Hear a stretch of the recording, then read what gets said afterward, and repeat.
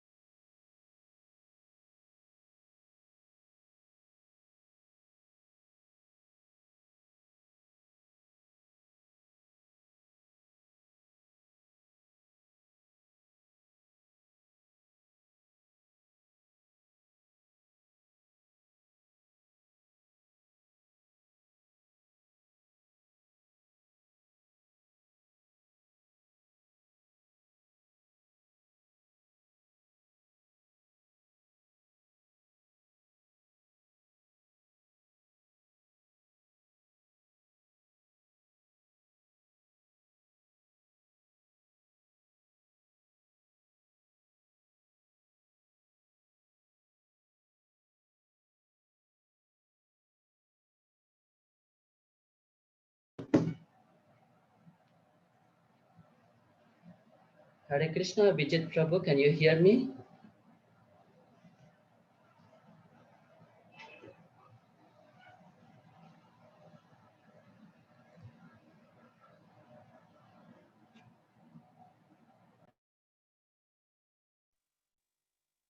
Hare Krishna.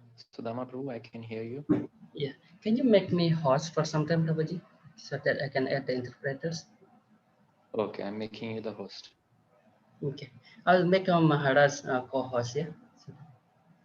Say that again, Prabhu. Yeah, I will make Maharaj the co-host. This one is this Mayapur Institute, Indonesia. I think Maharaj will be speaking from this one. Yes. So if you make me co-host. Okay. Thank you. Okay.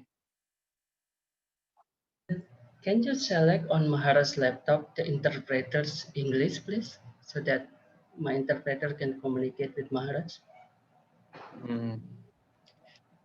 Yes, 1 second, Prabhu. So you're saying the interpretation language, right? Yeah, yeah. So, Today we could even try from your computer, Maharaj, because we updated Zoom. Yeah. It may have that interpretation set. Okay, I've selected English, Prabhuji. okay, great, great. Can you check Balakrishna Prabhu?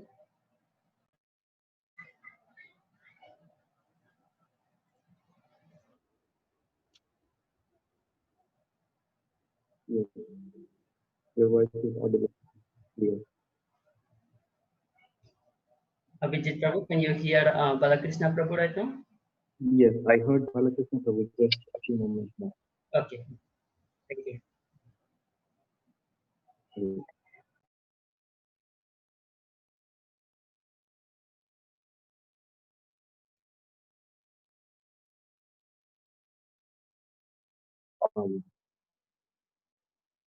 Okay. Thank you very much for your service, Prabhu.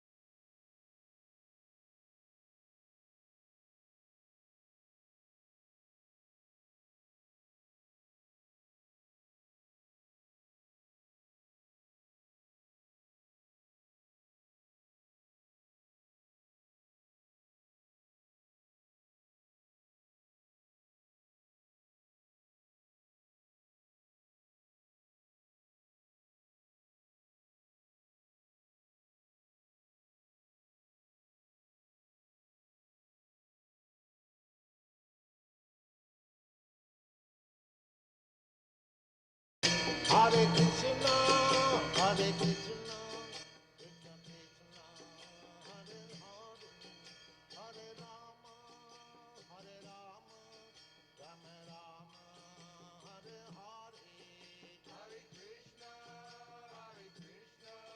Krishna Krishna, Hare Hare, Hare Rama, Rama Rama, Hare Hare. Hare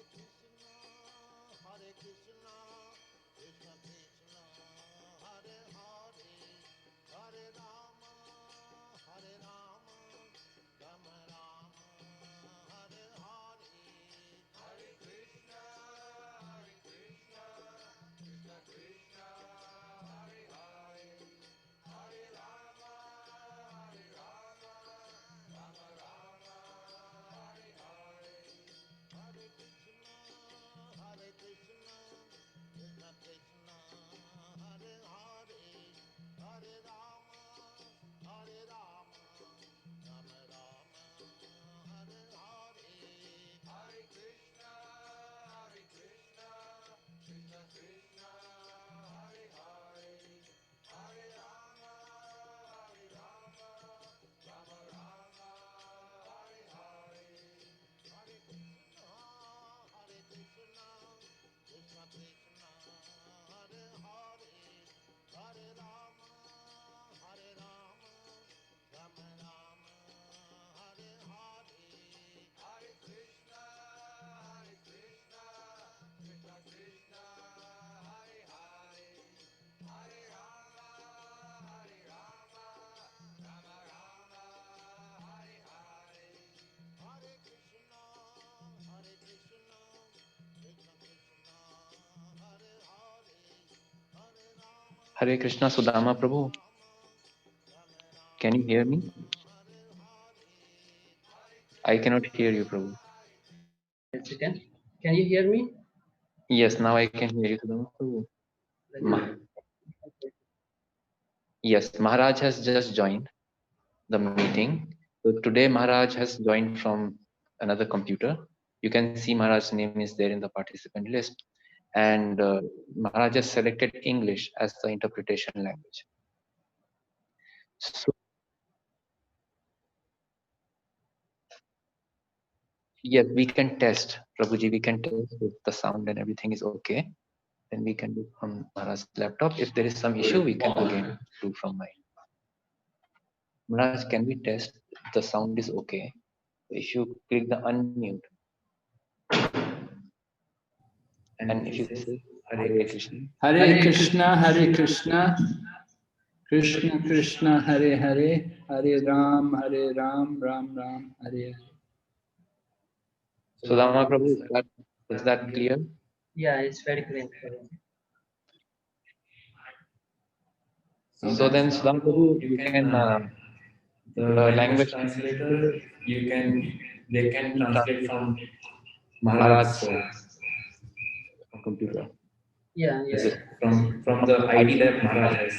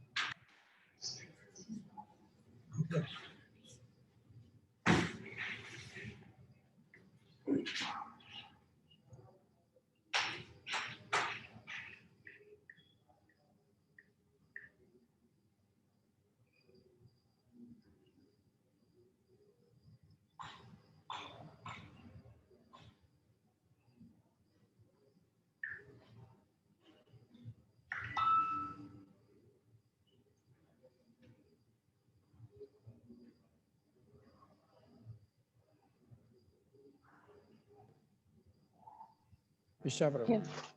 Vishya Vishya Prabhu. Prabhuji. Vishya.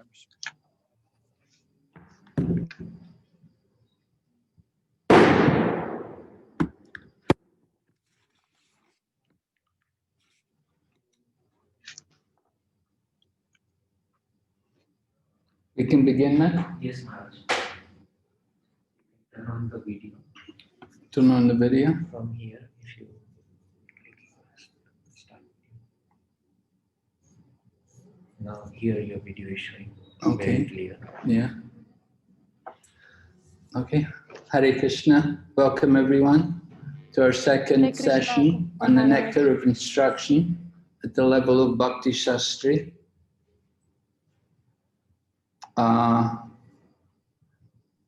We left last evening with some little homework for you. I asked the men to come up with some strategies in how to control different urges, and the women, they were going to come up with strategies for controlling the urge to speak and the anger. We wanted to hear from the men about how to control bodily urges and urges of the mind. So, can we have some response from the devotees there? Someone like to offer?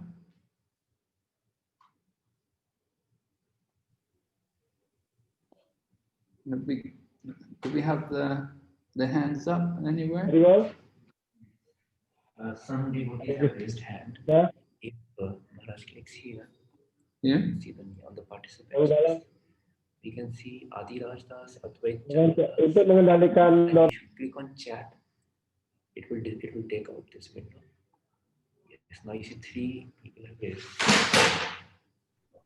Three people have raised. Adi Raj Das, Advaita Chandra, and Shilpa Shyam Devinasi. Oh, We have Adhiraj Prabhu raise their they've hand. got answers, is it? Yes, they have raised hands too. Oh, really? Okay. So, Adiraj Prabhu, you'd like to respond? Yes, Hare Krishna, Maharaj. Adiraj? Hare Krishna. Yes, I'm not able to hear anybody. Hare Krishna, are you hearing me? But Hare Krishna, is the audio not? Hare Krishna. Well, We cannot hear you, Adiraj Prabhu. And I'm trying to see, is the speaker connected? Adhiraj Prabhu, can you hear me? I am hearing you clearly. Yeah, please select the interpreters there, language, English, please. Or language. Oh, sorry. Yeah. The language English so that you Seems can the communicate with Maharaj. audio is not coming. let's Are you see. Are you Check hearing the me now? speaker. So, in the Yeah. meantime, I will connect my audio. Hare Krishna, can we hear you again, Prabhu? Hare Krishna, can you hear me now? Yeah, now we can hear, yeah. Okay, on the urges of the body, so like we could control what we eat, taking Krishna Prasad, because if we control what we eat and regulate the times of our eating, it will help us to control our tongue and then our belly and then our genitals. That's what I was saying, Maharaj. Well, we also, it's also mentioned there in Prabhupada's purport about the danger of taking opulent Krishna prasadam. So just taking Krishna prasadam, that's not enough, right? Yes, correct. Yes. Because you may take all the maha. You may like to go for all the maha, the very sweet or the very special maha prasadam. Yes, I usually like a lot of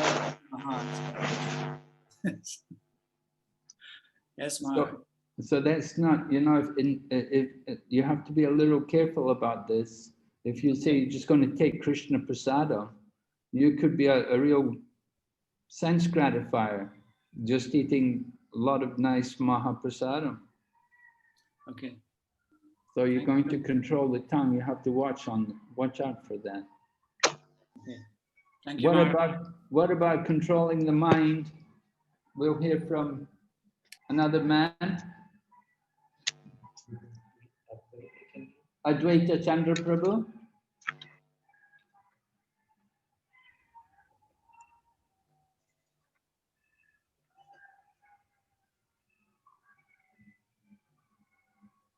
Advaita Chandra Prabhu, are you there?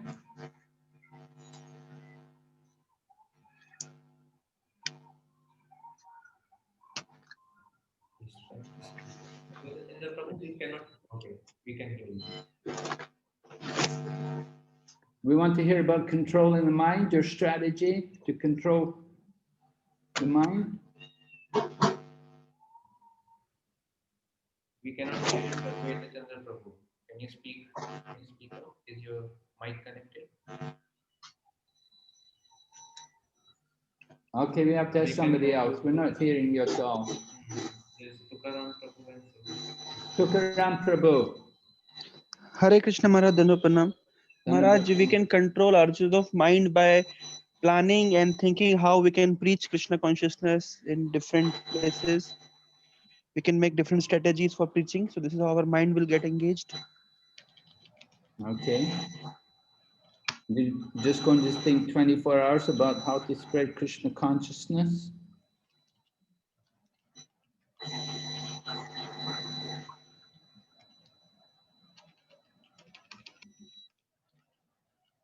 You're not going to think about anything else? You're only going to think about spreading Krishna consciousness? Maharaj, mind wants variety, so sometimes we can engage it in thinking about preaching. Sometimes when we are cooking, we can engage our mind. When we are hearing Krishna Katha, this is how we can engage our mind. While chanting, we can try to focus. While reading, we can try to engage. So varieties is the mother of enjoyment. So if mind will get relishment, then naturally it will not go for sense gratification. Okay. Yeah, we need some variety. Definitely, you cannot just simply only think one way. You have to have some variety, some different engagements for the mind to keep the mind absorbed and remembering Krishna. So thinking about distributing Krishna consciousness is one thing, but there'd have to be a lot more than just simply thinking about that, because you're not going to be all the time thinking about spreading Krishna consciousness. That's not such an easy thing to do. There has to be a lot of other ways to engage the mind. Maybe you can mention some. But memorizing slokas is very good. A good engagement for the mind. Memorizing verses, slokas. Some devotees, they don't like it, but it's a very good engagement to keep the mind absorbed. And then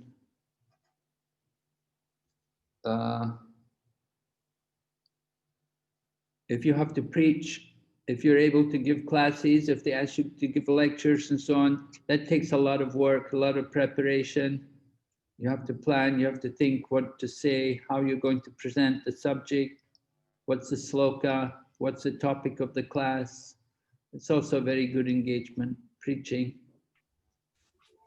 And of course also, if you're kirtanier, learning to play instruments is also very good. Thinking new tunes, different melodies, to chant the Maha Mantra, different ways. So we always have so many things to do, so much to learn, so many scriptures to read. We just have to keep our mind absorbed in these things. Okay, we'll hear from the ladies. The ladies were asked to tell us about strategies in controlling anger and controlling speech.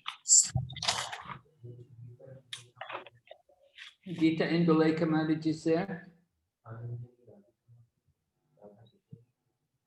Radha Kishori Mataji. Hare Krishna Maharaj Dandapanam. Yes, speak up. Can't hear you. Speak up. Actions for anger. We should always meditate, think about the results of anger. Like there are two types of like one is if we get anger on others, then it's violence, and if on ourselves, then it is depression. So there are many There may be headache or sleep, if there is no sleep is not proper, or high BP, anxiety, and even our family relationships spoil, and our body, mind, actions, and senses are all spoiled because of anger, and the spiritual development is not there, and consciousness also it's contaminated. So we should always remember the results of anger.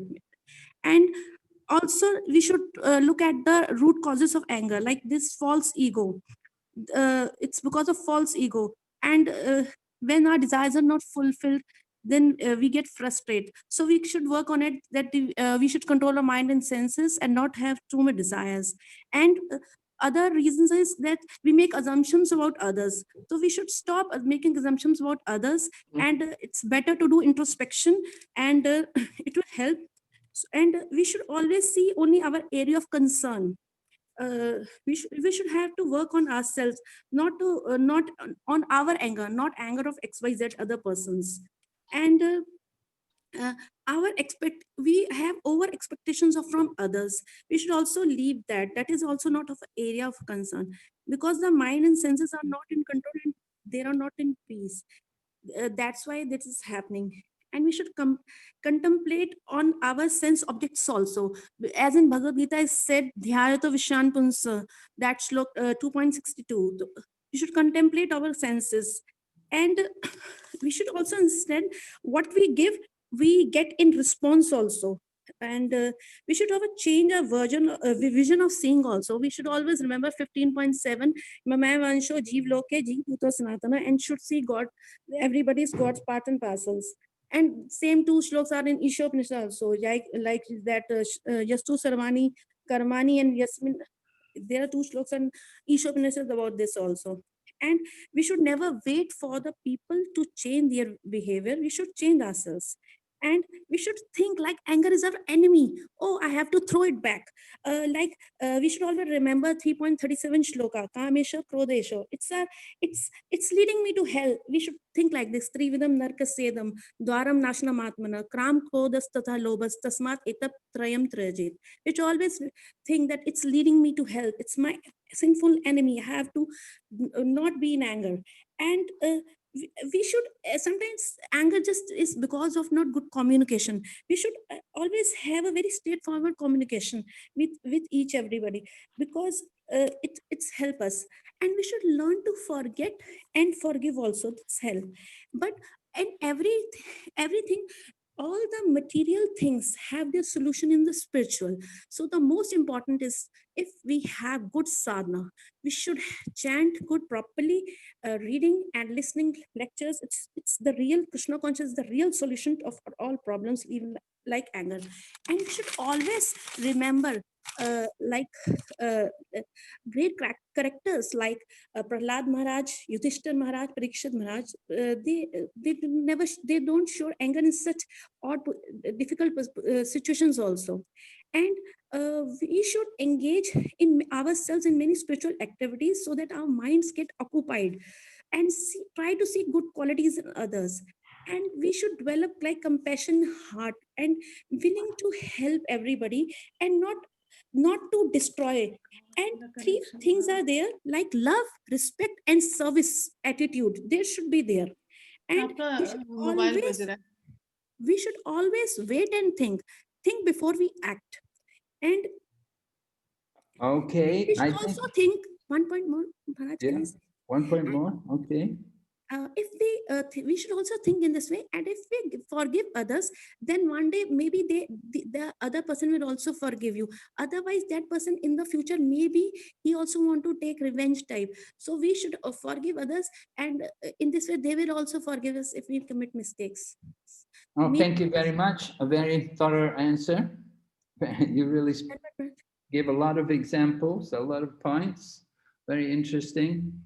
One important point, you know, is that we often speak about using anger in the service of Krishna, but that can be a little dangerous unless we're the master of the senses.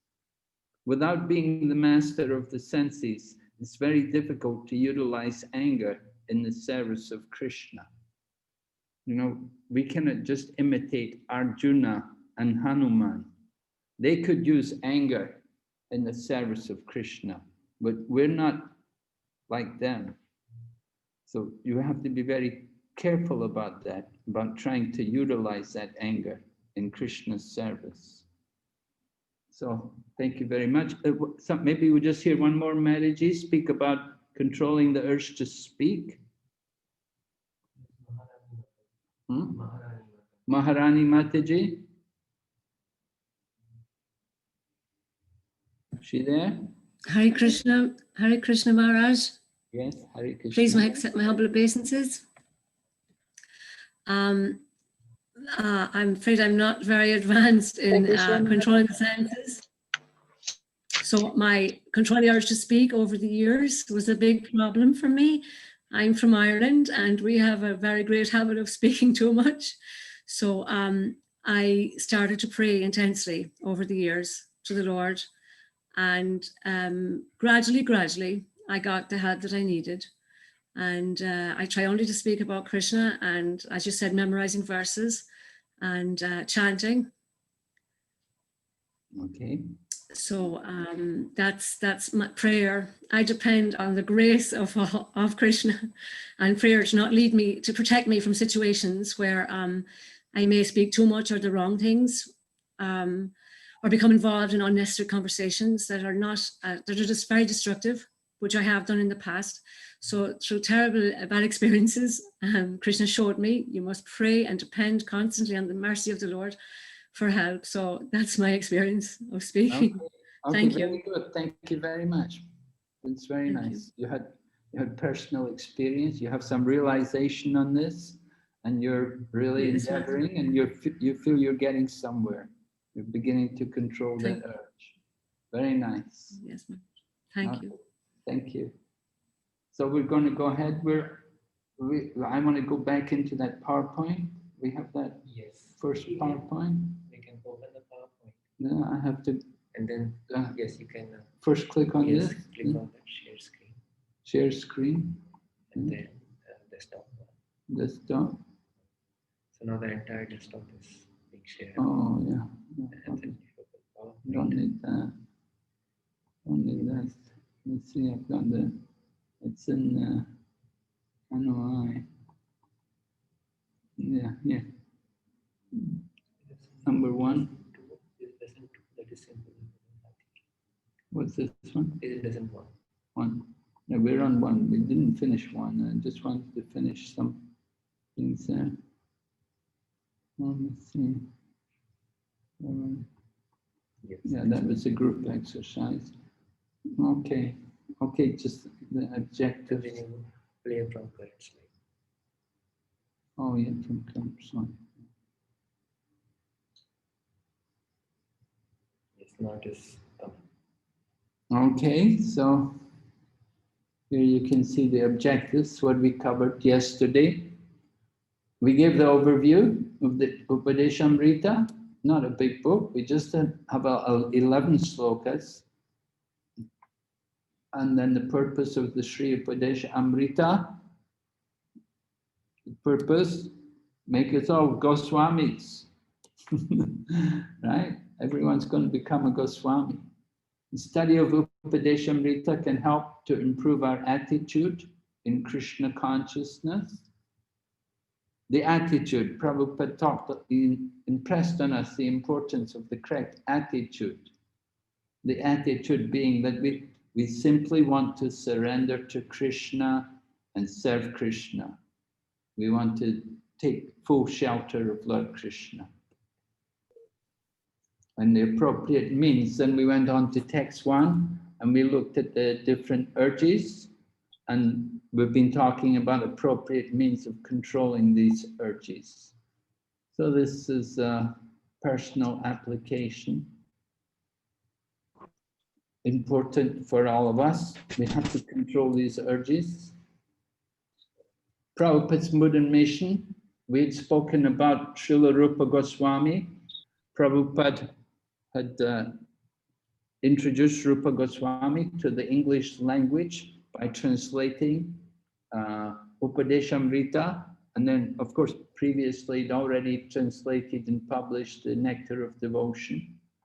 So in this way, he was bringing the literature of the writing of Rupa Goswami into the Western world, the English-speaking world, and introducing the mission of Lord Chaitanya. We described how just as Lord Brahma was empowered with the Vedic knowledge by Lord Krishna, Srila Rupa Goswami was empowered by Sri Chaitanya Mahaprabhu to write books on Krishna consciousness. And we talked about how Krishna consciousness movement is conducted under Srila Rupa Goswami. The Srila Rupa Goswami is the head, the leader of the 6 Goswamis, the senior most. In his spiritual body, he's Rupa Manjari. And as Rupa Manjari, he leads the Manjaris in making arrangements for the pastimes of Radha and Krishna. And similarly, in Chaitanya Mahaprabhu's movement, Srila Rupa Goswami gives us the proper standards of renunciation, the proper Vaishnava conduct, the activities of devotee. So we are following Srila Rupa Goswami, and Srila Rupa Goswami follows Sri Chaitanya Mahaprabhu. He's the direct disciple of Lord Chaitanya, and he's instructing us just as Lord Chaitanya instructed him. Okay. So, final quote from Srila Prabhupada.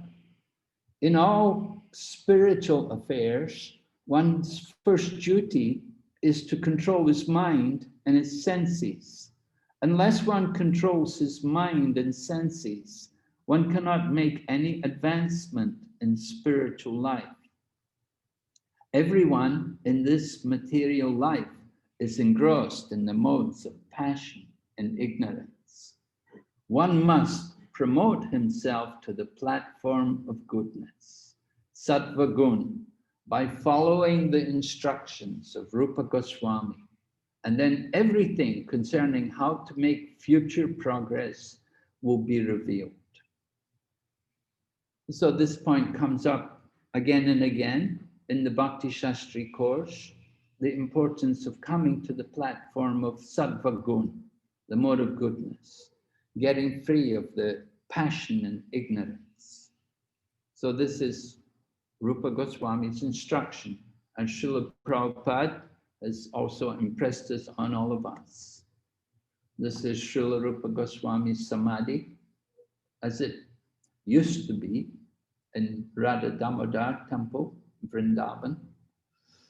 Now the whole place is enclosed with a big building, quite different. Anyway, his divine body is still entombed there. All right, so we're going to finish there with the first sloka, and we're going to go on to text number 2. Let me close this. All right. All right. So can I close this now?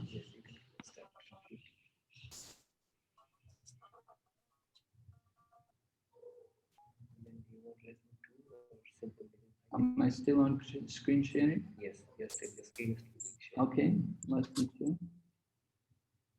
Oh. If you want, we can stop the share for some time. Stop the share. Oh, stop the share. Okay. Now the screen is no longer shared. Okay. So we're going to go on to lesson number 2.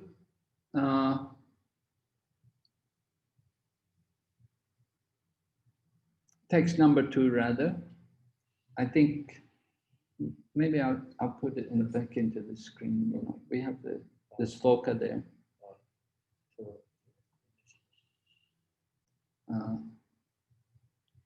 Slideshow.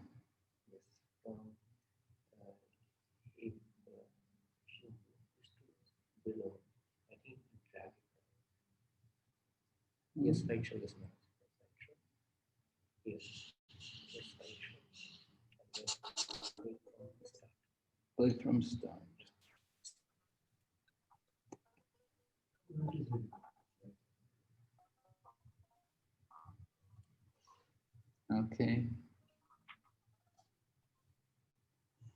So we explained these things.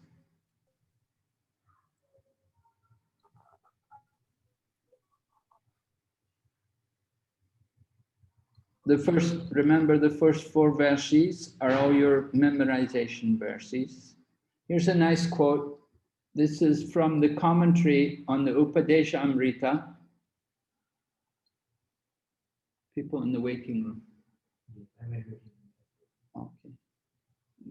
Somebody's coming around my screen. So this is a quote by Radha Raman Goswami, who was a Gaudiya Vaishnavacharya in the Radha Raman temple. And he wrote a commentary on Upadeshamrita. I'm giving a little quote here, just for the benefit of the devotees. He mentions about the relationship between this first verse and the second verse. He said, in the beginning stage of the practice of bhakti, the material proclivity is prominent in the hearts of the sadhakas. Therefore, they are unable to subdue the 6 overwhelming passions described in the first verse. Consequently, in this condition, many tendencies that are very harmful to bhakti develop in the hearts of the sadhakas. In this verse, those injurious tendencies are being described for the benefit of the sadhaka. Right? So we're going to hear what are these tendencies which come when we don't control these overwhelming passions which were mentioned in the first verse. Remember, the urge to speak, the mind's demands, the actions of anger, as well as the urge of the tongue, belly, and genital. So when they're not controlled, the result is the tendencies are manifest in what are described in text number 2.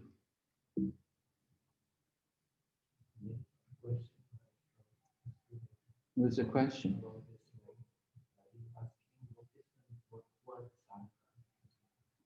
Oh, I explained sadhakas in the last class yesterday. I explained the word sadhaka. I said sadhaka means a practitioner, someone who's practicing bhakti yoga. So someone who's doing regular sadhana means waking up early, chanting Hare Krishna, reading scriptures, offering their food to Krishna. This is all part of sadhana, the regulative program of bhakti yoga. So when someone does the practices these activities, it's known as a sadhaka.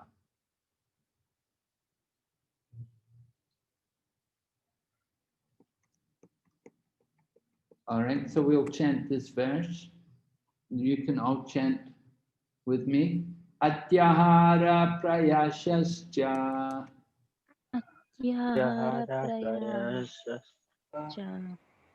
Rajalpo niyamagraha. Jana sangascha loyamcha. Yadbir bhaktir vinashyati.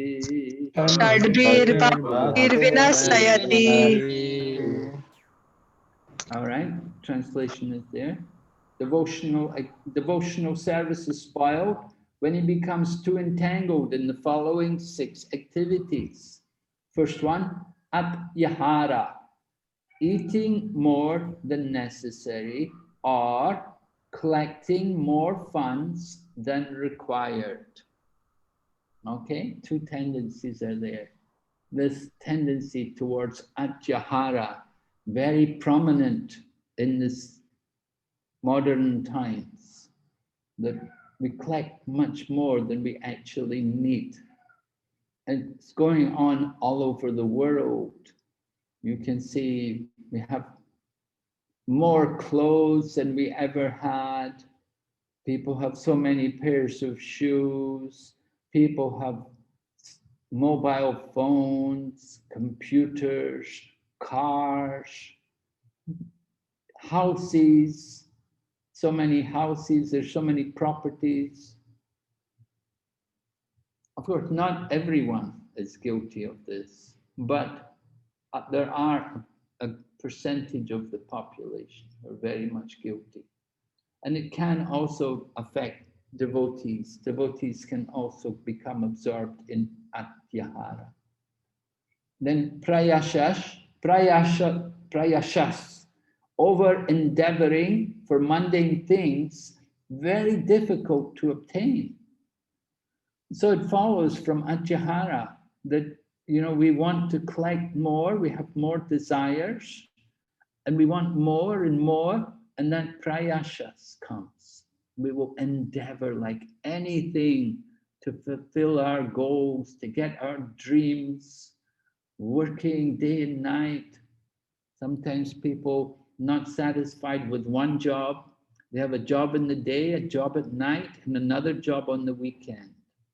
Just working 24 hours a day. Why? Because atyahara. Then prajalpa, talking again, idle talk, means talk which is not in relation to Krishna. Niyama agraha, an interesting topic which we will look at in more detail, just to mention it briefly as it's described here. Niyam, of course, means the rules and regulations. And then agraha and agraha, different meanings. One is rejecting the rules and regulations and acting independently or whimsically, which is obviously a problem. But it's also a problem if one practices the rules and regulations only for the sake of following them and not for spiritual advancement. One may follow them simply for material benefit, material goal. So the purpose must be to make spiritual advancement. Then janasanga, association with worldly minded people. In other words, people who are not devotees. Then loyam, ardent longing or greed. Shadbir bhakti vinashati, destroyed. Our devotional service is destroyed by these things. Greed. We should be greedy for Krishna consciousness, but if we're simply greedy for mundane things, then this is a problem. It is not good, not what you want. We have to know what we want to get, what is the goal. Srila Prabhupada explains in his purport, human life is meant for plain living and high thinking. Problem is, not everyone wants that. We want to have, plain living is really not what we want. Most people, they want to have very sophisticated living, very high standards of living. And thinking, they don't think. People think, odd people in Kali Yuga in the modern times, they try not to think. But we're meant to use the mind. We are meant to think and meant to cultivate thoughts of Krishna and the spiritual goal of life. So Srila Prabhupada explains here how the living entities are the marginal potency, and either we're under the spiritual energy or the material energy. When we're under the spiritual energy, we're controlled. And when we're under the material energy, we're also controlled. We're never free. But we have to decide where we want to be controlled. Do you want to be under Krishna's control or under Maya's control? But either way, we're not going to be free. People have the illusion that they're free, but actually they're always controlled. And because they're controlled by the material energy, the material energy puts him through different miseries, which we will speak about. So how to avoid this? Prabhupada explains in the purport of text number 2, in the material world, one has to work for the maintenance of the body and soul. But how one can perform such work in a way that is favorable for the execution of Krishna consciousness. So this has to be understood, that we have to work. Krishna didn't tell Arjuna, sit back and I'll do everything. He told Arjuna, you have to work, you have to do your duty. And so similarly, we also have to work, we have to maintain the body and the soul, but we have to learn how to work in a manner, such a way that is favorable for our Krishna consciousness. So with the help of Rupa Goswami, we're going to learn what to avoid, how to actually work in a manner which is favorable for our Krishna consciousness. Right? Here's text number 3. 6 favorable activities which will help us to develop our Krishna consciousness. Right?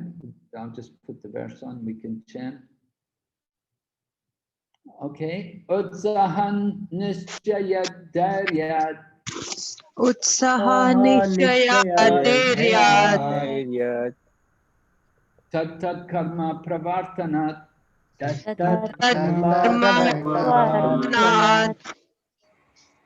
Sangatyagat sato vrite.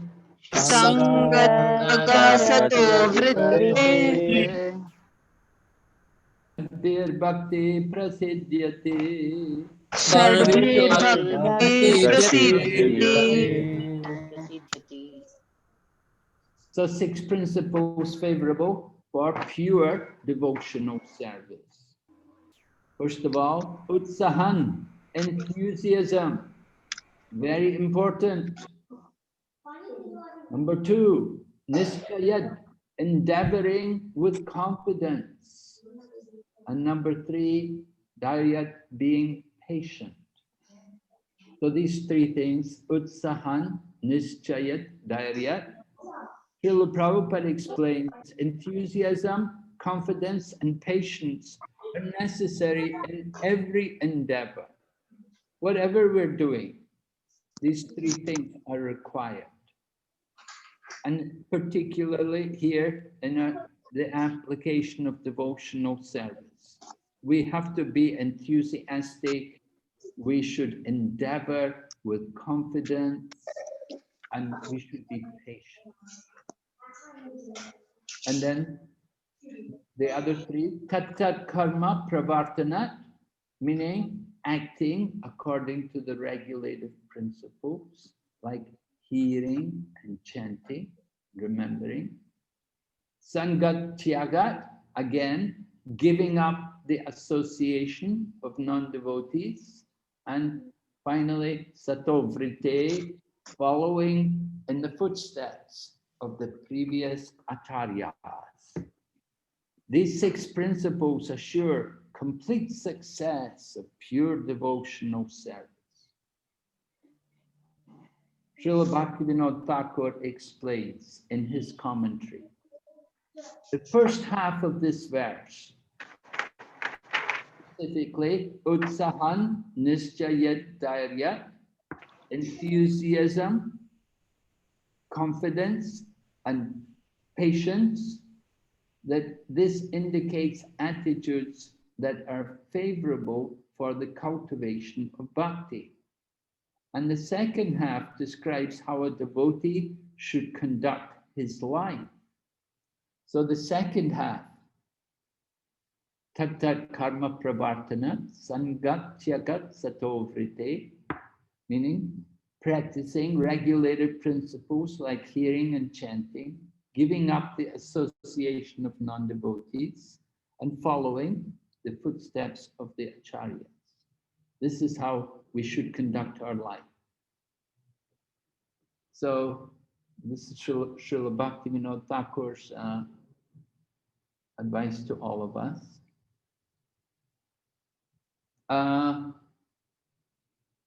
I want to spend a little time.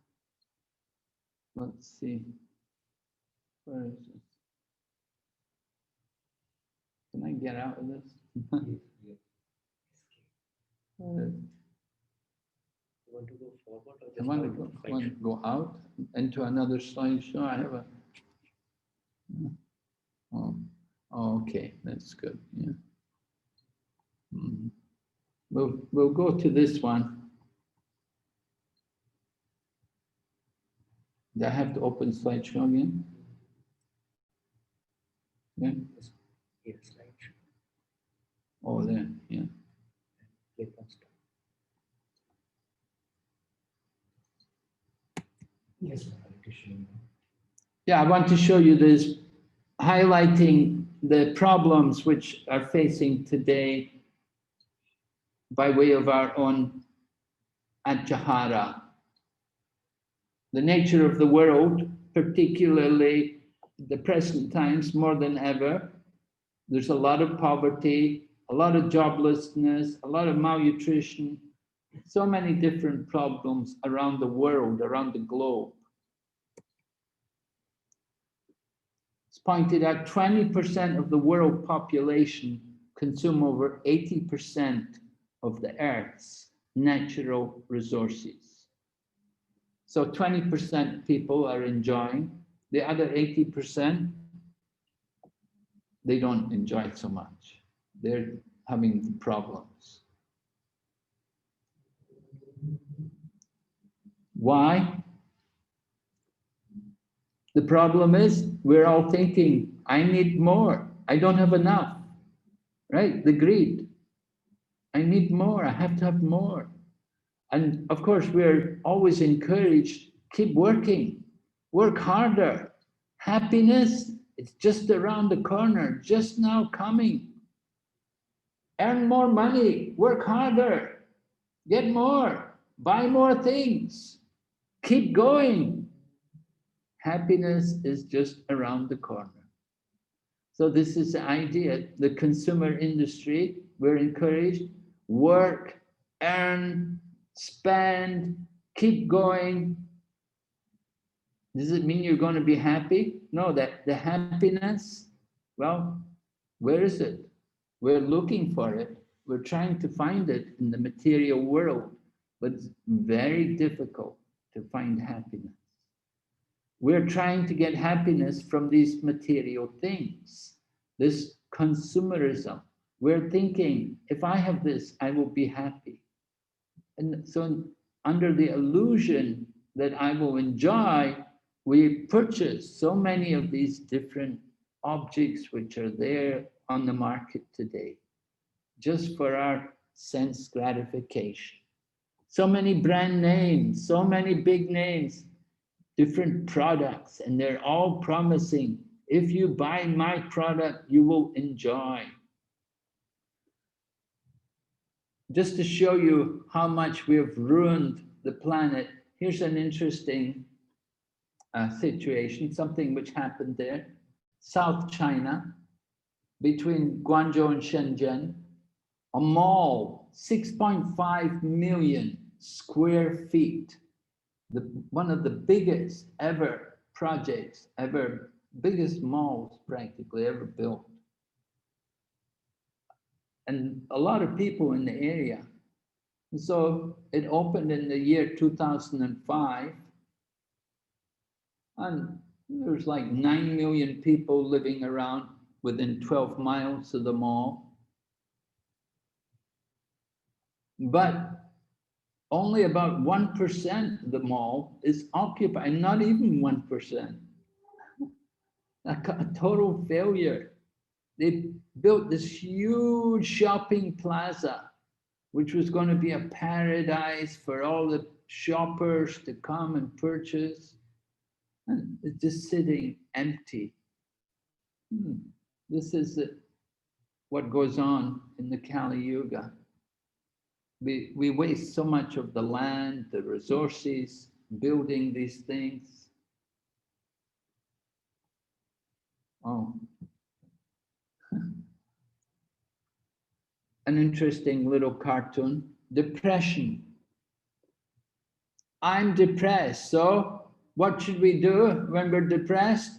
I'll go shopping. And we're told, yeah, very good. The economy is counting on your continued unhappiness, because then you keep going shopping. You keep spending more money. That's good for the economy. So they're happy if we're all depressed, because when we're depressed, we'll go and purchase, we'll go and buy more things. We think we feel happier. This is the illusion. And you can see the effects of all this consumerism on the world. Look at the air, the water, the land, the pollution, how much we have ruined the world. Of course, this pandemic has helped quite a bit. The Yamuna River has cleaned up a lot. We've seen in India here, because of the pandemic situation, the Yamuna River looks much better than it's looked in the last 40 years. But still, there's a long way to go. The effects of consumerism, very harmful. How they affect the environment, the planet. Some of the most polluted cities in the world.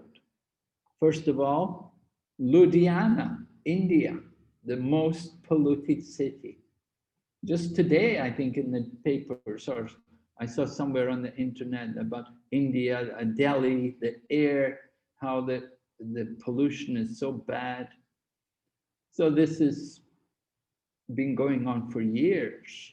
Ludhiana, which is Punjab, right? One of the most polluted cities. And then Lanzhou, China. Lanzhou over in Gansu, China. They have a lot of big chemical plants there. It's also very polluted. Then Mexico, all these. Indonesia's then, Madan, Indonesia is also there, number 4 in the list. So you can see this is the world today situation, how much pollution there is all around the world. Pollution index, Beijing, 700 plus. Montreal, 11.2, Toronto, 7.9. Well, Montreal and Toronto are certainly a lot better off than Beijing. Just think about all those people in Beijing. More than 10 million people in Beijing. Montreal, Toronto, hardly have that. They're small places compared to Beijing. So they don't have the same, but they have also pollution, even though. So pollution is everywhere around the world. And then the effects of consumerism, waste. The waste which we produce. The waste, food waste, paper waste, plastic waste. You know, we see people all the time taking the garbage, and we're encouraged nowadays to sort the garbage, to sort out the perishable and the non-perishable, and the plastic and the glass and the metal and the steel. So this is all the waste mentioned here. 250 million tons before recycling. That was in 2011, 9 years ago. But 250 million tons around the world. E-waste, what about e-waste? This is an old figure. This is 2010 also. I did this PowerPoint years ago. I remember I should update my figures. But anyway, just to show you what it was like 10 years ago, it's much worse now.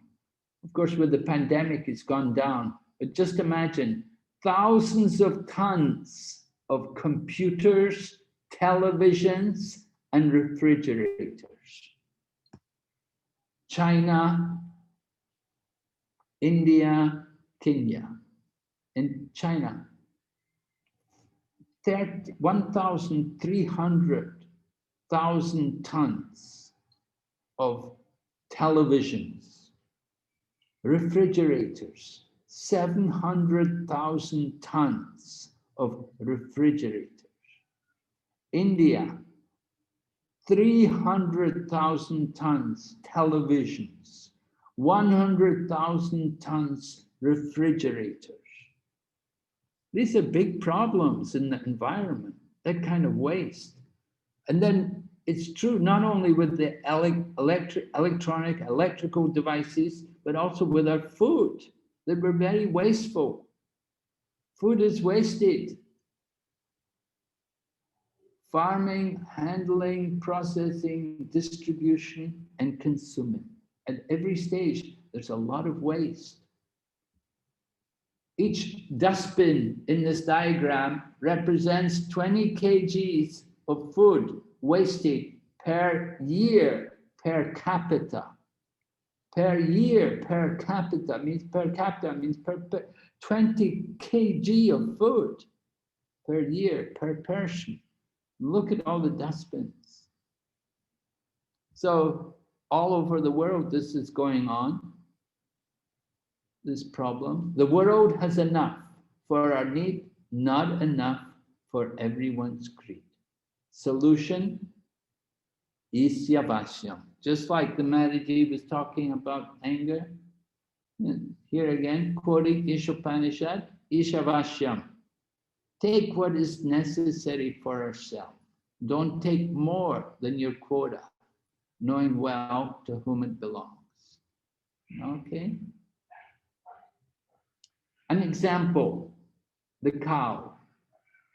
The cow gives milk. She does not drink that milk. She eats grass and hay. Her milk is designated as food for human beings. This is the arrangement of Krishna. We should be satisfied with what's given to us by the grace of the Lord. Don't take more. Similarly, with our home, property, buildings, it's made of earth, wood, stone, iron, cement, so many material things. Who gave us them? Where did we get them from? The laborer cannot claim to be a proprietor just because he worked hard to build it. Doesn't belong to him. Where do we get the resources? So we have to recognize the aim of human life. This is important. Devotees should not be influenced by unnecessary attachment or aversion. Don't quarrel over material possessions. Be satisfied with whatever privileges are given by the mercy of the Lord. So this is the principle of Atyahara.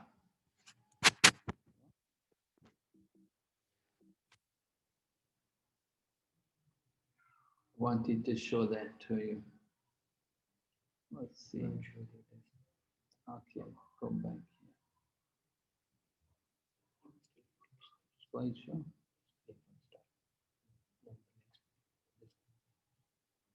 Play from start. No.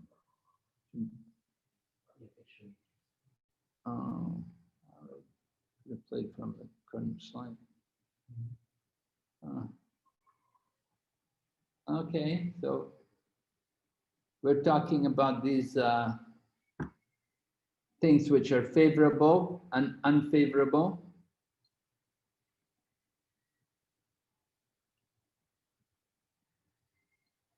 Bhaktivinoda Thakur giving us some advice. Attitudes, the first three, the proper attitude. Remember, enthusiasm, patience, and confidence. So, Srila Prabhupada explains how the living entity is the Tatastha Sakti, right?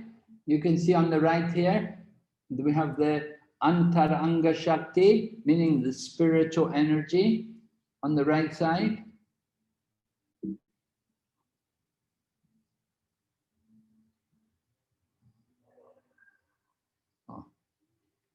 So We are the living entity. We are the Tatastha Shakti. Tatastha, Prabhupada explains in one lecture here, which we've shown here.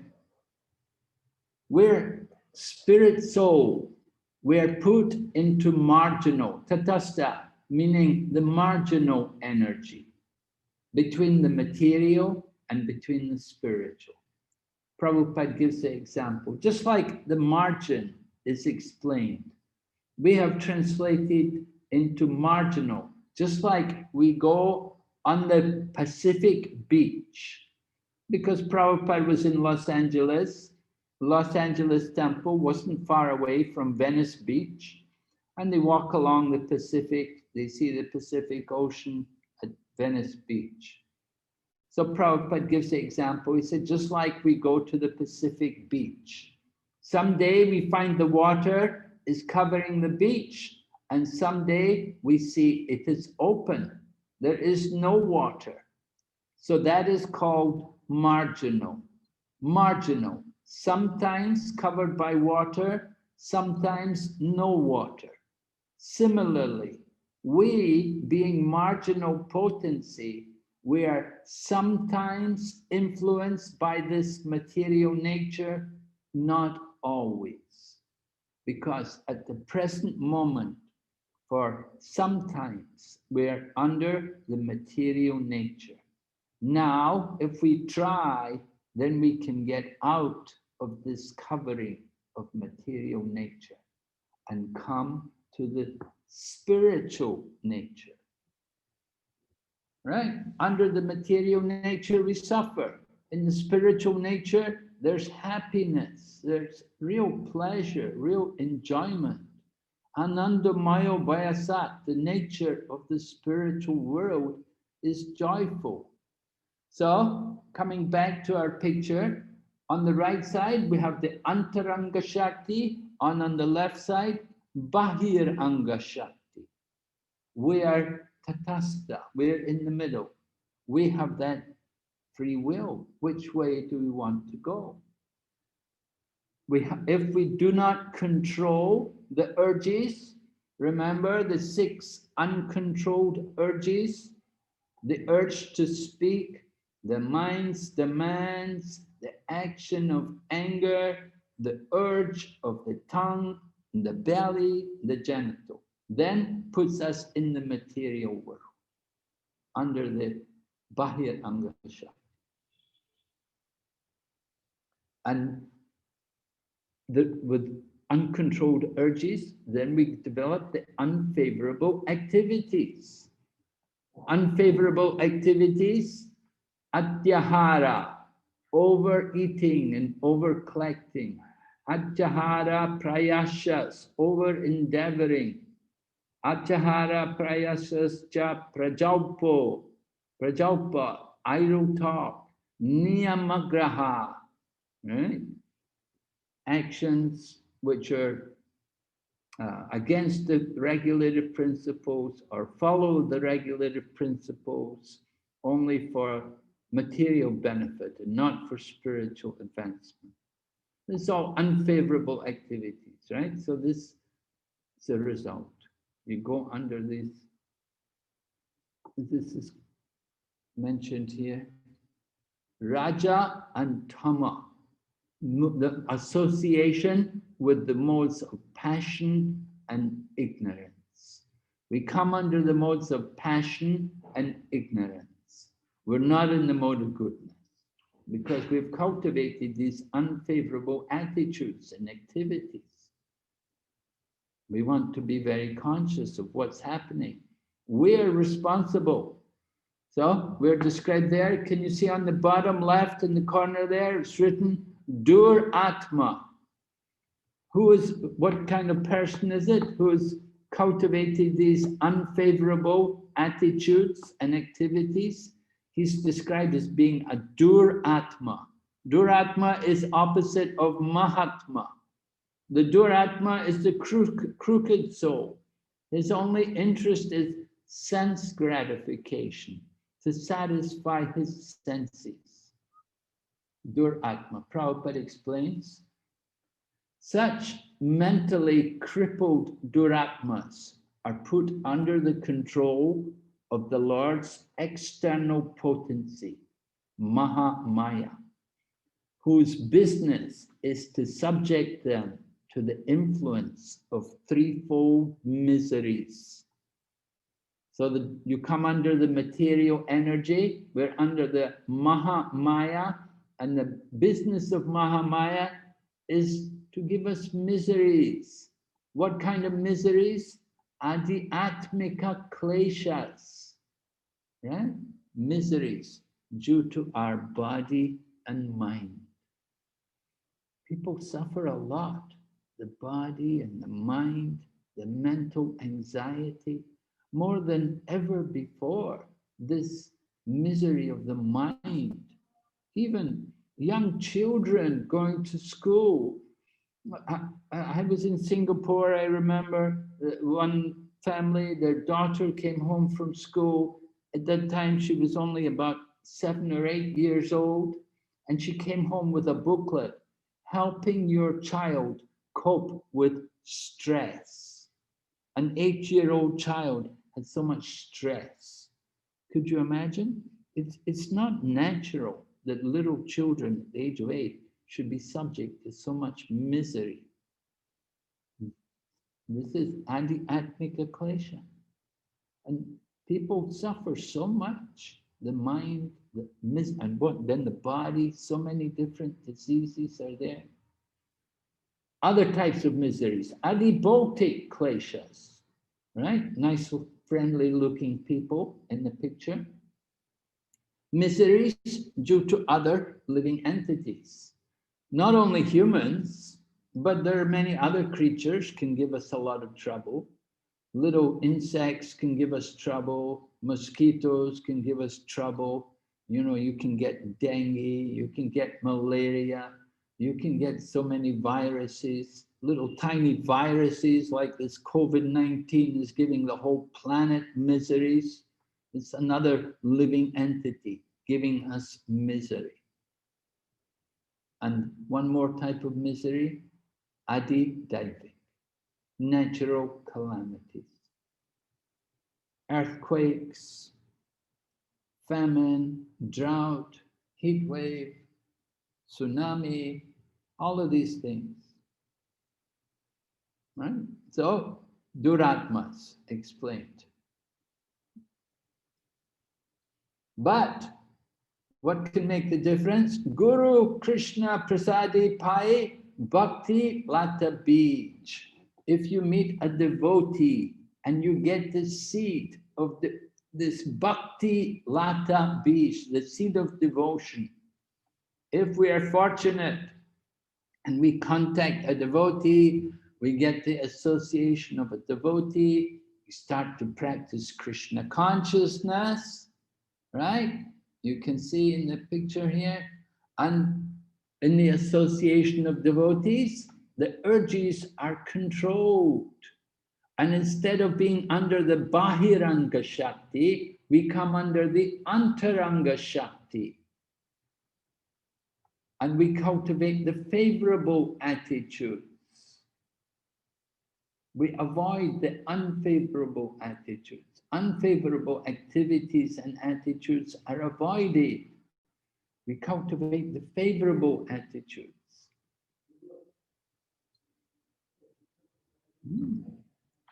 And we become, the result of this, sattva. We associate with the mode of goodness, sattva sangha. And the result of that association in the mode of goodness means you become Mahatmas. Mahatmas become devotees. Devotees are all Mahatmas, they're all great souls. They're under the protection of the divine energy. As Krishna describes in the Bhagavad Gita, the Mahatmas are not under the material energy, they're under the protection of the divine energy. Here's the verse from the Bhagavad Gita. Mahatmanas tumam partha daivim prakritim ashrita bhajantyananya manaso gyatva bhuttadim avyayam. The great souls, they are fully engaged in devotional service because they know me as the Supreme Personality of Godhead, original and inexhaustible. So they're under the protection of the divine energy, Daivim Prakritim. They're not suffering, they don't get the miseries which are there in the material world. They're under the protection of the divine energy. This is the difference.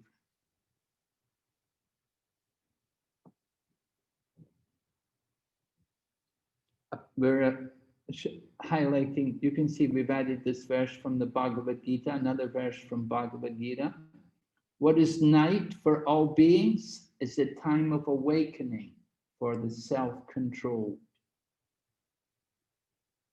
And on the bottom, and the time of awakening for all beings is night for the introspective sage. So you can see the difference between the devotee and the non-devotee. Devotees are here, the Mahatmas, and the non-devotees are on the left, they're the Duratmas. The Rupa Goswami is helping all of us to avoid these unfavorable activities and to cultivate the proper attitude so that we can become Krishna conscious.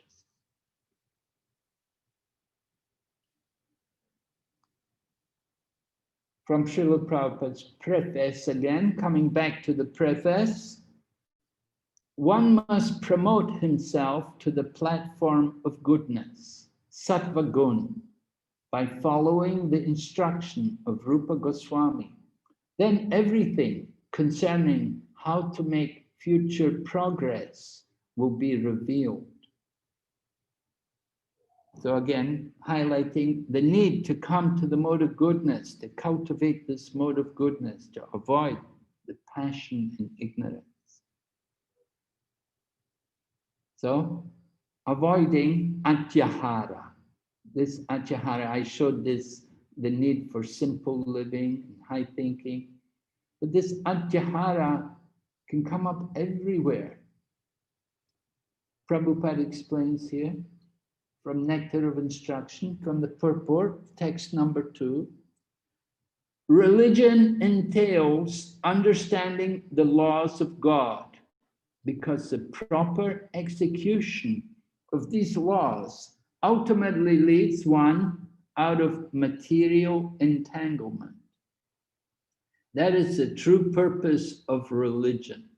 Unfortunately, people accept religion for material prosperity because of atyahara, or an excessive desire for such prosperity.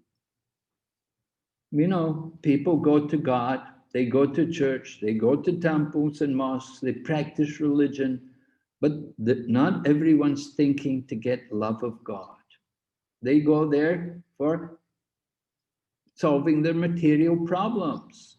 They're looking for some kind of blessing, some material prosperity. Religion is really meant for developing love of God, but that mood is not very common today among the people. People are just simply thinking about their own desire.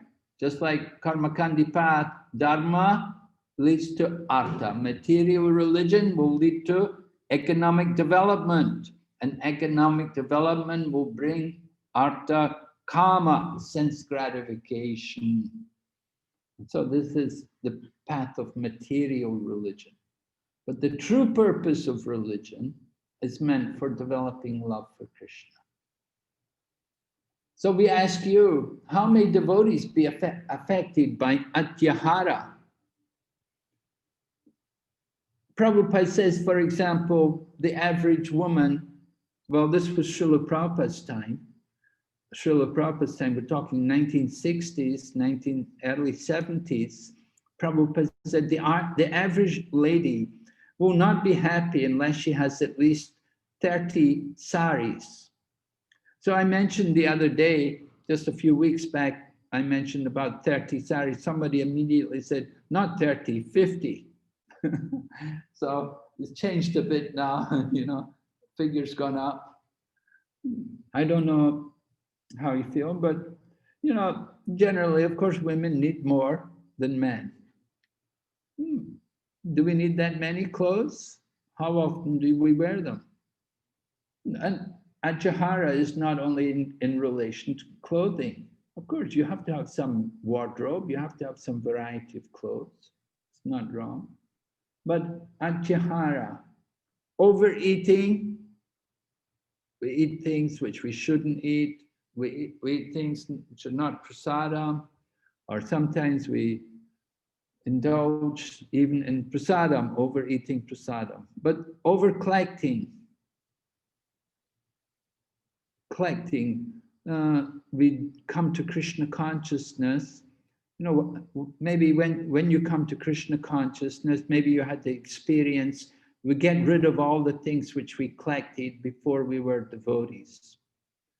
You know, I remember joining Krishna consciousness. I had a library, I had a lot of books.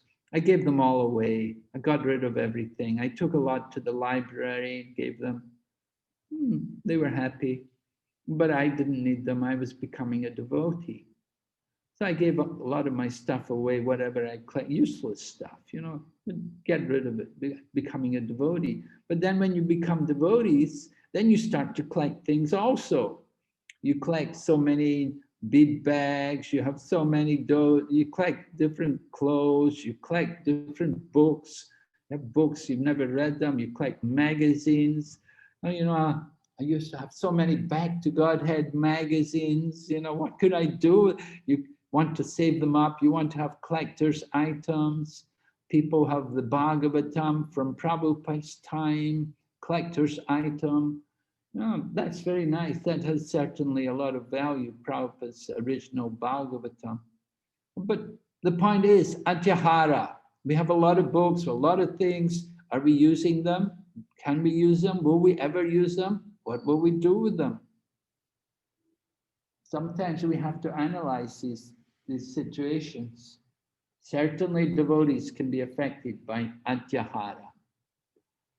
One devotee was in the class, she said to me, she said, I think I have to join the Krishna consciousness movement again. She said, if I join again, I'll give away everything I've got now, I'll come back with nothing, it'll be better. Because you collect so much, you have so much. Things which you're not using, you're not going to use. So you want to keep everything basic and simple. So Rupa Goswami's principle, Anasaktasya Vishayan Yatarham Upayanjata Nirbandha Krishna Sambandhe Yukta Vairagyam Uchate. You can see how Rupa Goswami's principles being applied here in this Krishna conscious situation. When one is not attached to anything, but at the same time accepts anything in relation to Krishna, one is rightly situated above possessiveness. Right? Srila Rupa Goswami has described to us this kind of renunciation. Yukta Vairagya, renunciation in relation to Krishna, Krishna Sambandha. That is actual renunciation.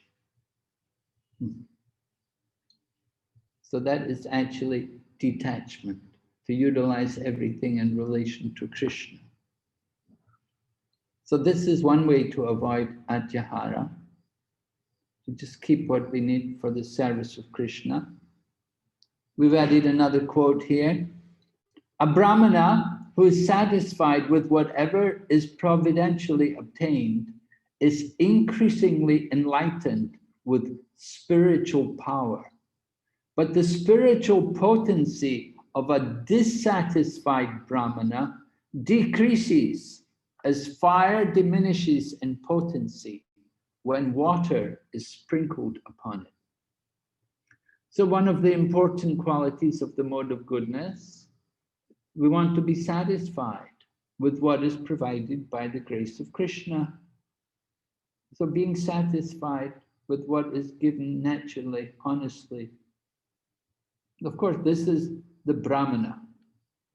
And devotee, we want to cultivate that Brahminical nature, the Brahminical qualities. That's from Srimad Bhagavatam, that quote, by the way, 6th canto, 19th chapter. So then we spoke about Prajalpa. Prajalpa, we may be talking things which are not pleasant. You know, when problem with Prajalpa, idle talk, it leads to talking about people. And when we start talking about people, then we often start criticizing them. So this leads to blasphemy. This is the first offense. Is somebody, what's happening here? What do they want? What, they're coming in now? They get disconnected somehow because of internet issues. It's not new people, it's the same people. They are disconnected. Okay. If you go to a quick admit, I'm clicking and it's not going away.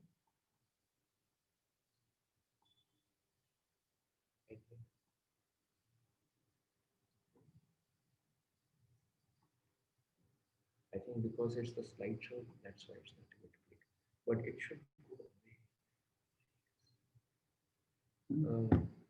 Sudama Prabhu, can you, Maharaj is co-host, so he is receiving these permissions to admit students. Could you not make the co-host for this ID so that we don't receive these notifications?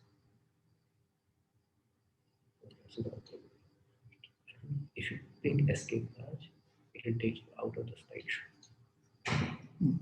Anyway, so It's disturbing. Yes. Just this go to Maharaj, click escape, and then okay. play from correct slide.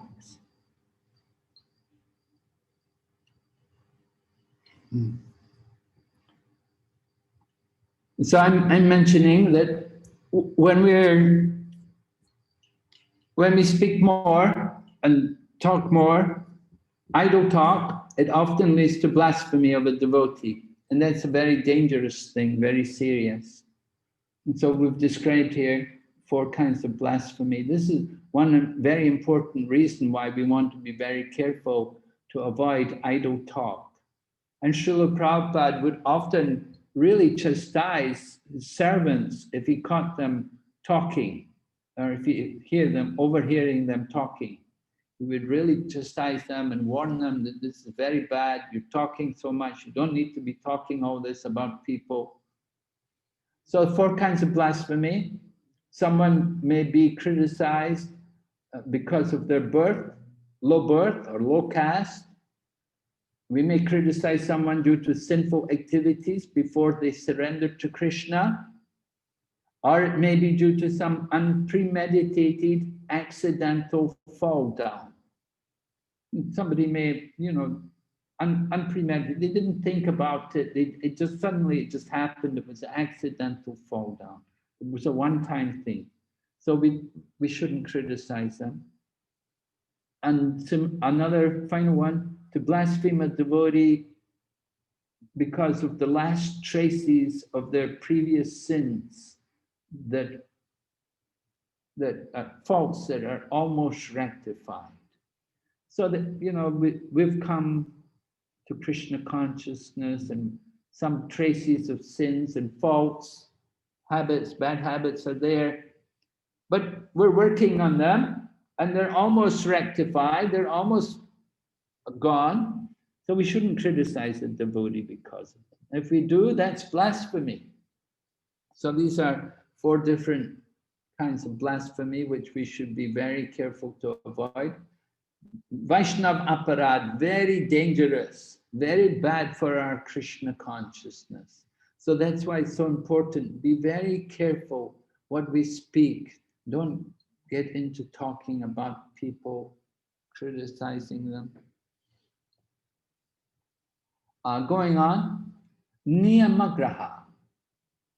Prabhupada's mood in adjusting the details and at the same time maintaining the principles.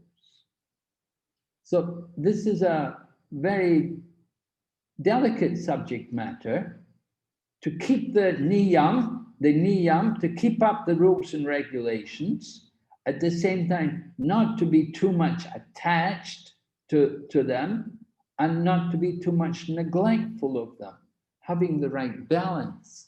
So Prabhupada, as a great Acharya and as our founder Acharya of the Krishna consciousness movement, he showed us some very nice examples of how he adjusted some details, but at the same time, he was very careful to maintain the principles, right?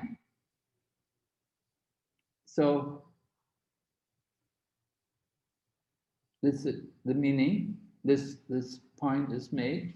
Practicing rules and regulations only for the sake of following them, not for spiritual advancement. Why would we do that? As we said, people want to get material benefit. They often practice religion for economic development, for their own sense gratification. So one may follow rules and regulations simply for that. So you won't make that, they're not thinking about spiritual advancement. So that's not good. And similarly, if we don't follow the rules and regulations and we just act independently and whimsically, it's also not good.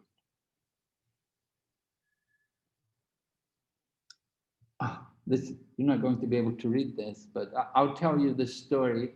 This is a pastime from the Chaitanya Charitamrita, and it describes how a very expert and mature devotee who was the servant of Lord Chaitanya.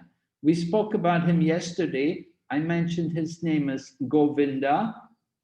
And remember that this book was from the diary of Govinda, that he had heard Lord Chaitanya's instructions. And based on these instructions, Rupa Goswami compiled this book. We mentioned that yesterday. So Govinda was the servant of Lord Chaitanya. And so he had, one of his services was to give Lord Chaitanya a massage. So after Lord Chaitanya had taken prasadam one day, he went to take rest. But when he took his rest, he lay down in the doorway of his room. Now, if you go to the room where Lord Chaitanya stayed in Jagannath Puri, it's called the Gambira. It's a very small room, and the doorway is small. So he lay down in the doorway, and Govinda wanted to come to give massage to Lord Chaitanya. So he asked Lord Chaitanya, could you move a little so I can get in and start to give you massage? Lord Chaitanya said, oh, I'm too tired, I cannot move. I don't have the strength to move my body. So Lord Govinda said, but I want to massage your legs. So Lord Chaitanya said, oh, it's up to you. You do it or you don't do it. Doesn't matter. It's up to you. Do what you like.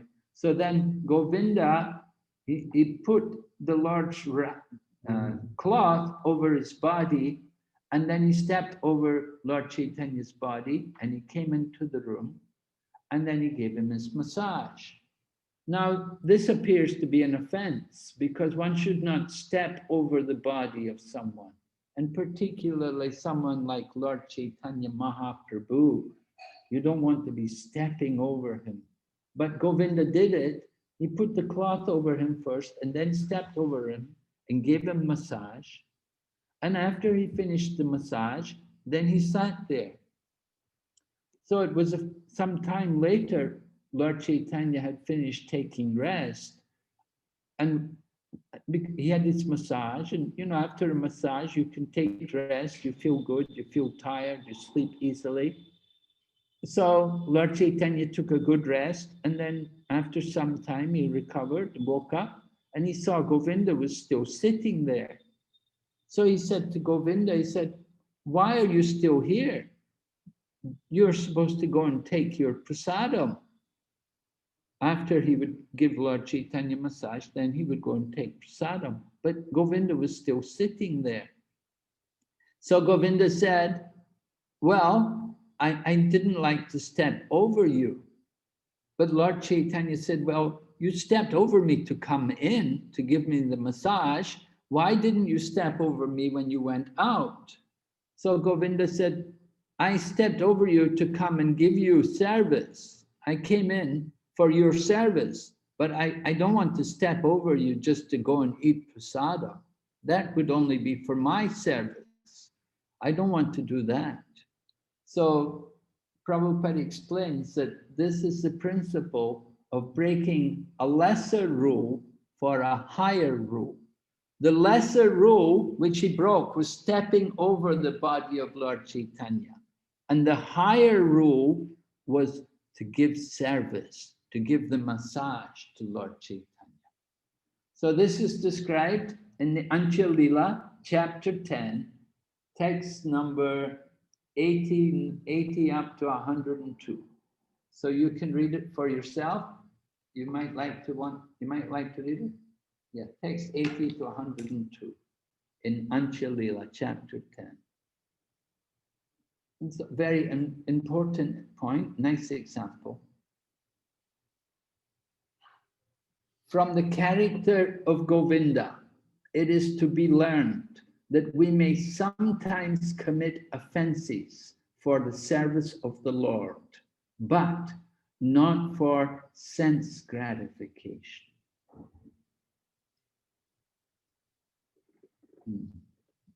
So this is the expertise of the pure devotee, Srila Prabhupada, that we have to adjust. What rules can we break? What rules do we need to follow? Generally, we want to follow all the rules, but for the higher purpose, sometimes we may break the rule. This is described also in Srimad Bhagavatam, first canto, chapter 9, text number 9, purport. Prabhupada had written there, all the great acharyas or religious preachers or reformers of the world executed their mission by adjustment of religious principles in terms of time and place. There are different climates and situations in different parts of the world. And if one has to discharge his duties to preach the message of the Lord, he must be expert in adjusting things in terms of the time and place. Right? We have to understand that. Just like one Prabhupada was telling one time, there was one Prabhupada was sending one of his very senior devotees who had been serving him, and Prabhupada told him to go to, he wanted him to go to Eastern Europe. At that time, Eastern Europe was locked up, you know, it was communist. And so preaching was not legal, but Prabhupada was telling him that you go there and preach. But he said to Prabhupada, he said, Prabhupada, if I go there, he said, there's in the winter time, there's no meat, there's only meat, there's no vegetable. He said, I'll have to eat meat. Then Prabhupada said to him, then eat meat, but go there. So Prabhupada considered preaching to be more important. Of course, he didn't have to eat meat when he went there. This was just his excuse. But Prabhupada was making the point again, that the important principle was preaching, and the rules and regulations are secondary to preaching. What time is it? So, okay, still one happening. Okay, So we have to be expert. We have it's not such an easy thing to adjust things in terms of the time and place. So one wants to be very careful and take guidance from senior devotees. Here's another example. Oh, sorry. Another example of adjusting principles. Describing about brahmachari. Brahmachari strictly prohibited to see even one young woman. Right, brahmacharis. We shouldn't see women. But what can be done? In the Western countries, the boys and girls, they mix very freely. And this is quoting Srila Prabhupada. And if I say, my dear boys, you cannot see even a young girl, then finished. My business there is finished. In other words, Prabhupada is saying, if I have to tell all the young men that they cannot even see a young girl, they'll never become devotees. They'll never join Krishna consciousness. If they think like that, oh, Krishna conscious devotee, brahmachari, you cannot even see, you cannot even look at the girl. Nobody will join. Nobody could follow. Too very, very difficult. Because we're not brought up in that kind of culture. So Prabhupada understood that particularly in the Western countries, the men and the women mix together very freely. Therefore, Prabhupada allowed women could also join the Krishna consciousness movement. It was an adjustment. And some of Prabhupada's godbrothers, they criticized. They thought, this is not good. How you can let all these young women join the Krishna consciousness movement. But Prabhupada understood the nature of the society. And Prabhupada also saw that the young women were also serious devotees. And the young ladies have done wonderful preaching for the Krishna consciousness movement. In fact, we could say that our Krishna consciousness movement would not be what it is today without the women. It's because Prabhupada made these adjustments that he allowed young women also to take up Krishna consciousness. But of course, there are dangers because to practice brahmacharya life is very difficult in the presence of so many young women. But Prabhupada says, therefore, I have to arrange according to the country, according to the circumstances, as far as possible. So gradually, they are coming to the perfectional stage. So Western countries like that, India, you come to India, it's more natural. Young men, young women, they don't mix the same. Although things are changing everywhere. But generally in Asia as a whole, the young women are a bit more chaste, and the young men it's easier for them to take up that kind of life. They understand that mood of brahmacharya and the importance of that brahmacharya. So we have to adopt desha kala patra. Desha, place, kala, time, patra, circumstances. But we are keeping our principles as it is, but making arrangement according to the circumstances. That is required. So this was Prabhupada in a lecture on Srimad Bhagavatam, given in India. Prabhupada was explaining possibly to the Indian audience how he had allowed the young ladies also to become devotees and to take up Krishna consciousness. But usually in India, you see it's all men, right? India, different. India is very different everywhere. You can see men. You don't see women so much in India. The women are a bit away, but the men do everything, everywhere men. But you go other places, it's all women everywhere. The women doing so many things, driving buses, the women everywhere, managing, teaching, everything. And so things differ, different places. More examples about adjustments. Prabhupada said, a preacher must strictly follow rules and regulations laid down in the Shastra, yet at the same time devise a means by which the preaching work to reclaim the fallen may go on with full force. It's a quote from the Chaitanya Charitamrita Adi Lila, chapter 7, text 38, 9, purport. We have to think how to save the fallen souls. At the same time, we have to follow scripture. So, what was Prabhupada's mood in adjusting details, maintaining principles in relation to Niyam Agraha? Prabhupada certainly had a very special mood in adjusting these details. But he did not compromise on the principles. He kept the principles very carefully.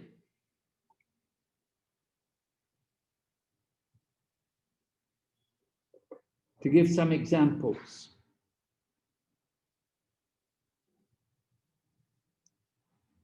First of all, Prabhupada crossed the ocean. Now we could say sannyasis not supposed to cross the ocean. That's something in the scriptures that sannyasis are not supposed to cross the ocean, not supposed to cross the water, not supposed to go outside of India. Sannyasis are forbidden. Prabhupada did it, right? Was it proper? Did he break the principles? Taking a boat across the ocean to come to America, was it a great offense? Another adjustment, he allowed the women to live as brahmacharinis in the temples, unheard of in Vedic culture. Just as we have the brahmachari ashram, there's also a brahmacharini ashram, the unmarried ladies or the single ladies. Of course, the idea of the brahmacharini ashram is to prepare the ladies for marriage, that later on they will become married. Not that would stay forever in the brahmacharini ashram, but later on they would be married and make good wives. So the brahmacharini ashram was preparing them for their married life. And Prabhupada was also conduct the Vivaha Yagya, the marriage ceremony. He would marry sometimes the disciples. Some marriages were arranged by Prabhupada in the beginning. But Prabhupada became disappointed with that later on, that the Western people were very restless, not able to stay married, and they would change from one wife to another wife. So Prabhupada became disappointed with these marriages, and he told them that you do your own marriages in future. Of course, in the beginning, Prabhupada performed the yagya because nobody else was there to do it. So there was a need for the people to be married. Somebody has to do it. Prabhupada did it. He was a sannyasi. Usually sannyasis don't take part in a marriage ceremony. Sannyasi is a walking dead man. He has no material duties.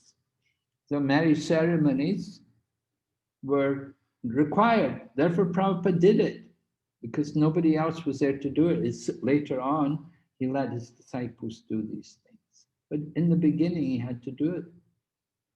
Another adjustment, Prabhupada would accept Guru Puja in front of the deities. Devotees, even the spiritual master generally is not worshipped in front of the deities. But Srila Prabhupada did not disturb the mood of the devotees. He saw the devotees' enthusiasm and he would accept the Guru Puja, even though the deities were there. Srila Prabhupada allowed devotees to do book distribution in karmi clothes. That he knew the devotees were going out in book distribution, and the devotees explained to Srila Prabhupada that some places it's very difficult for us to approach people if we go in our devotee dress. So Prabhupada understood that if they could wear civilian clothes, it would help the book distribution and it would give people a different impression of devotees. So Prabhupada allowed that the devotees could wear dress, but at the same time he encouraged the devotees to dress properly and to dress smartly. He didn't want them to be untidy or dirty or slovenly. He wanted them to be neat and clean and to be presentable, so that people meeting devotees would have a good image of the devotee. And Srila Prabhupada later on supported this principle with a pastime in the Chaitanya Charitamrita, where Maharaj Prataparudra changed his dress so that he could meet Lord Chaitanya. Maharaj Prataparudra, as a king, was wearing his royal dress, but he put on a very simple Vaishnava dress, and in this way he came and he was able to give Chaitanya Mahaprabhu massage, and he was able to get association with Lord Chaitanya.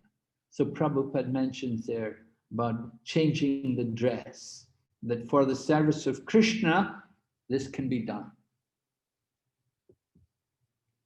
So this is an adjustment. Prabhupada also used this name, this title, Prabhupada, and his own godbrothers didn't like it very much because he said that's the title of our Guru Maharaj, Bhaktisiddhanta Saraswati Prabhupada. But Prabhupada thought this is a very nice name, and he said in the past, many people like Rupa Goswami Prabhupada, Sanatan Goswami Prabhupada, Jiva Goswami Prabhupada, many of the devotees, great acharyas, they all use this name Prabhupada. And Prabhupada thought, why should we let the Mayavadis use it? We should use it. And so Prabhupada allowed the devotees that we could give him this, use this title and referring to him. It was an adjustment. When they criticized Prabhupada that you're using this name, Prabhupada said, no, I don't use the name. He said, my disciples use it. And then Prabhupada showed his own letterhead, A.C. Bhaktivedanta Swami, and his name card also, Bhaktivedanta Swami. He never put his name as Prabhupada, but he said, my disciples call me Prabhupada. He said, I don't call myself Prabhupada. So those were principles which Prabhupada adjusted. Let's look at principles which Prabhupada maintained, because we said it's not, you can't just adjust everything. You have to maintain certain essential principles. One very important principle which Prabhupada maintained was, if you get money, print books. Don't use money for sense gratification. And Prabhupada, like devotees, he said, whatever money you get, 50% can go for temple maintenance and 50% can go for book distribution. And you can, this way you can keep many books in the temple. Keep your money in books. In fact, he preferred the devotees, rather than keeping money in the bank, buy books and keep books in the temple. And then you can use the books to go out for preaching. And whenever Prabhupada would be giving donations, people would come, he would say, you can put it in my book fund, and then use the money to print more books for Prabhupada. Prabhupada liked to see more books because that was the desire of his spiritual master. his spiritual master, Bhaktisiddhanta Saraswati, had told him, if you ever get money, print books. So Prabhupada remembered this instruction from his guru, and he did that. Whenever he got money, he would use it to print books. He didn't worry much about temples. A little, we built Bombay, Vrindavan, Mayapur, and not much construction, just basic. Another point, Prabhupada did not allow any compromising on the regulative principles. No illicit sex, no intoxication, no meat eating, and no gambling. Prabhupada was very strict on these things. Anybody who wanted to stay in the temple, they must strictly follow these 4 principles. Otherwise, they could not be allowed admission into the temple. That's important. And then only devotees who are serious about spiritual advancement in Krishna consciousness should be allowed to stay in our temples. No lazy people and no mad people or crazy people. No lazies or crazies. So some standards about who is allowed to be devotee. How am I doing on the time? 15. Still have 15. So Prabhupada was always concerned about devotees. Young people, of course, were joining in Prabhupada's time. It was usually all young people. And when they asked Prabhupada about it, why so many young people are all your disciples? Srila Prabhupada said, because youth, that is the time for education. He said, so they're coming to me for education. I am giving them spiritual education. The Western society, modern world, has not given any spiritual education. They come to me for spiritual education. And when they're young, that's the best time to get spiritual education. So Prabhupada was very concerned. Quality, he wanted quality devotees. He liked to see educated people, people from good backgrounds to come to the Krishna consciousness movement. Not just mad people or lazy people. These kind of people, we could give them prasada, but they're, difficult for them to advance in Krishna consciousness. So try to keep the atmosphere in the temple up to a good standard. And then also, one should accept spiritual master. People coming to Krishna consciousness, it's an important principle. Prabhupada was ready to give initiation, but he did not compromise. If somebody was only chanting 12 rounds, he would say, then first you chant 16 rounds, and then you can be initiated. Somebody's only following 2 principles or 3 principles, first follow 4 principles, then you can be initiated. So accepting the spiritual master, one way you could take shelter of the spiritual master, but to actually take initiation, you have to follow strictly.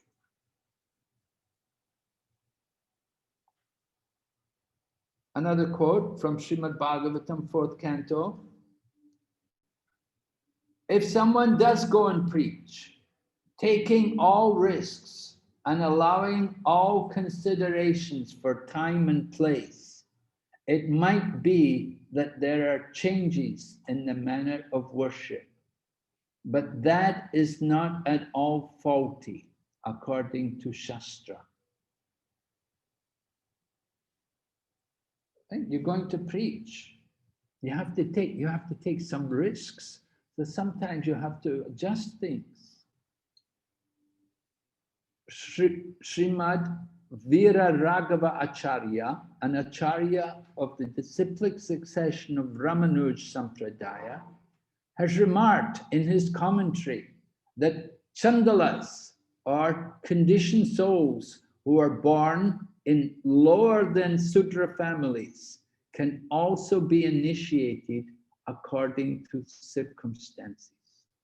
The formalities may be slightly changed here and there to make them Vaishnavas. So Prabhupada did like that. He went to the Western world. We were all Chandalas. We were born outside the Vedic culture. But Prabhupada gave us the opportunity to be reformed by practice of the regulative principles of Krishna consciousness. Prabhupada is confirming his action here with this statement from the Ramanuj Sampradaya of Veera Raghava Acharya. They did the same thing. Veera Raghava Acharya, he would be preaching in India, not outside of India, but the same principle. Chandalas, conditioned souls, less than Sudras, but they can also be initiated. That is an adjustment.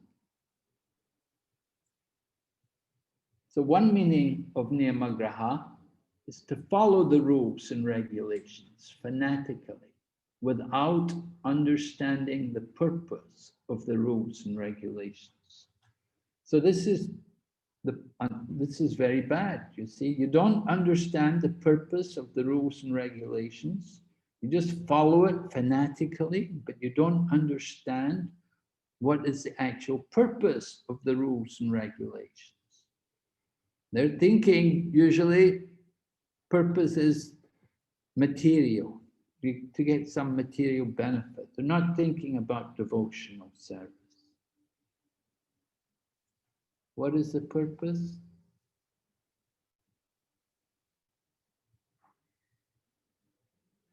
The actual purpose of the rules and regulations. What is the actual purpose of the rules and regulations? That purpose is to bring them to sadhana bhakti, to take up sadhana bhakti.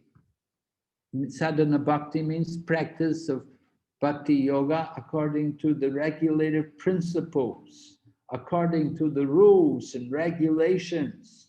You could say Vaidhi bhakti. So this is the beginning of devotional service. And if we want to awaken love for Krishna, we have to begin like that. We have to begin with sadhana bhakti, practice of the different rules and regulations. And then gradually the heart becomes purified and we awaken our natural devotion. Because that devotion for Krishna is there in the heart. We just have to awaken it. So that's the real purpose of the rules and regulations. But conditioned souls are thinking, other people, sometimes they're thinking, just follow the rules and regulations. We'll get some punya, we'll get good results, we'll get some material enjoyment, like that. So that's wrong.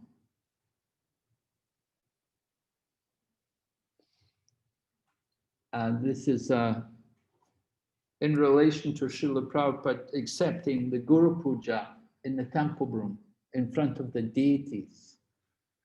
So it's recorded. One devotee had actually asked Prabhupada about it, and Srila Prabhupada explained to him his thinking. Srila Prabhupada said, our goal is to develop love for Krishna, and that is more important than the little rules and regulations. So Prabhupada didn't consider this to be a very important rule or regulation. Giriraj Maharaj described in one class about this. Giriraj is a senior devotee, a very senior disciple of Srila Prabhupada. He said, in other words, Srila Prabhupada thought that if Guru Puja could help us to develop love for Krishna, more than following the rule to not worship someone in the temple, it means that some principles are more important and some rules are less important. The acharya or the advanced devotee can guide us to understand the proper perspective. In other words, the acharya, he can guide us to understand which rules are important and which rules are less important. So Prabhupada considered this fact, worshipping the spiritual master in front of the deities to be not so important, but considered the love of the devotees, their enthusiasm, and their desire to offer the worship to the spiritual master was an important thing. So he encouraged them in this way. Okay, maybe before we go on to that, we'll just stop here and ask if there's any questions from anyone, since there's only 5 minutes remaining. Do we have any questions? Okay. Can we hear their questions?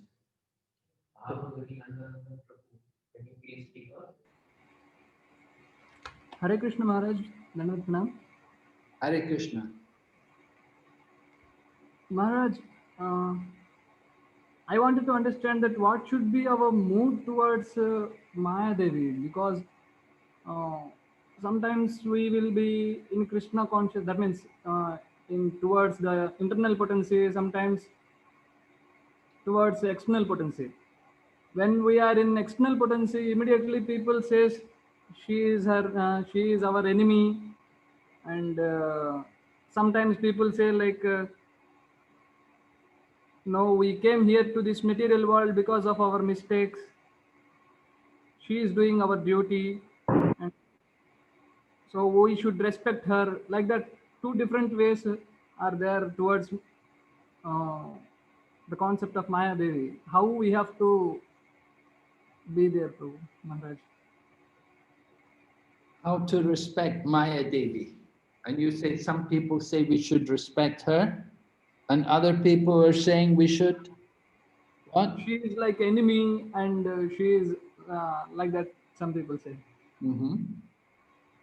Well, I do remember hearing from Srila Prabhupada, one occasion at least, he said, the problem with my devotees, my disciples, is they're not afraid enough of Maya. So he was a little concerned like that. In our neophyte stage, we should be a little afraid of Maya.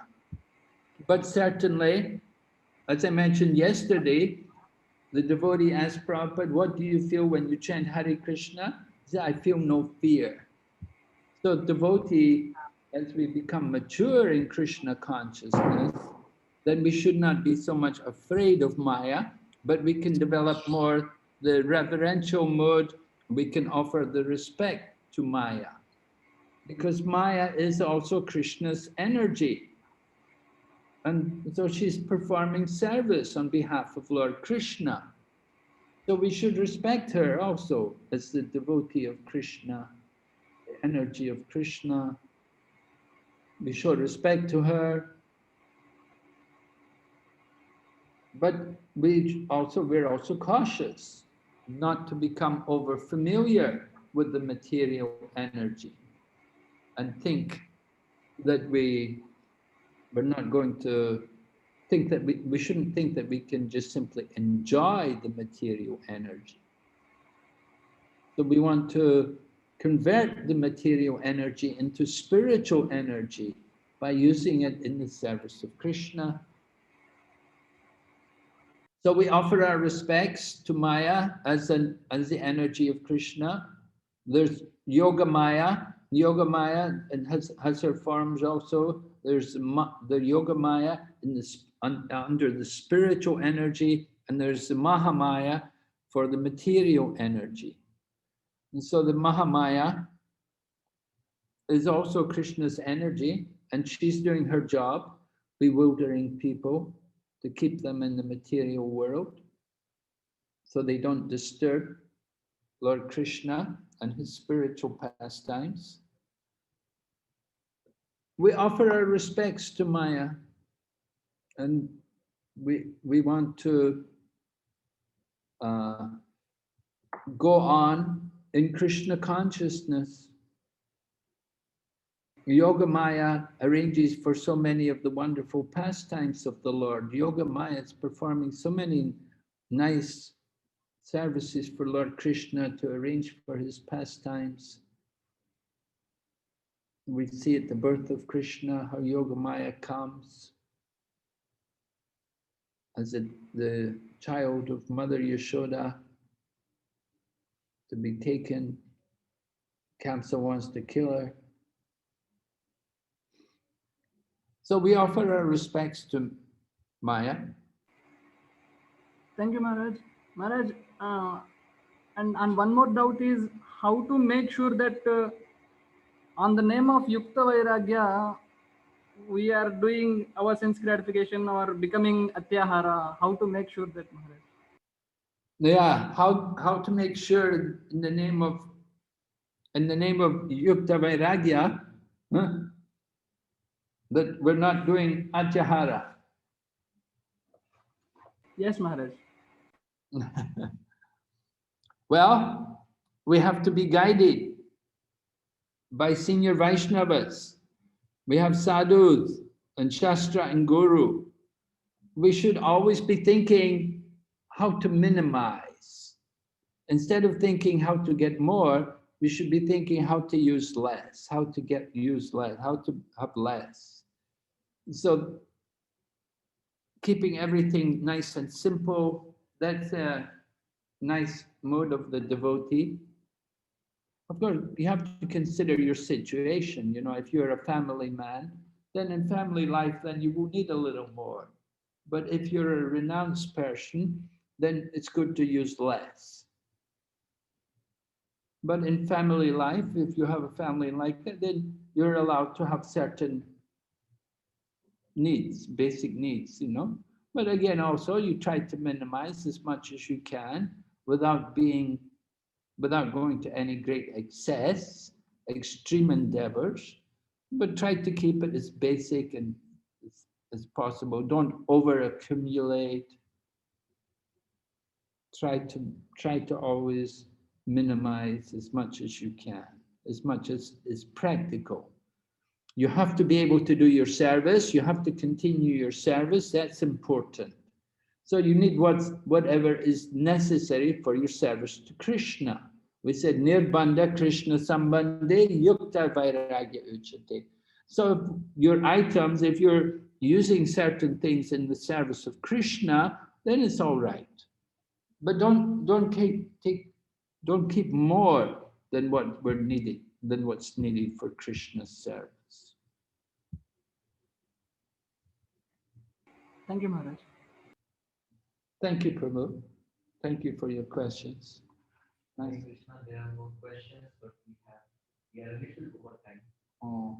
If you want, Maharaj, maybe we can take one question, or we can. Maybe we can keep the questions for tomorrow.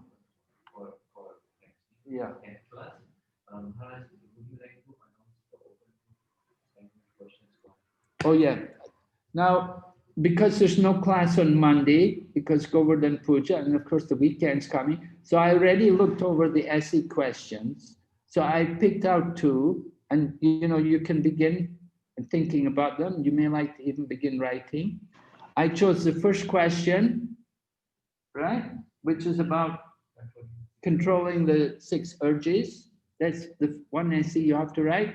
And the other one is the last question, number 8, isn't it?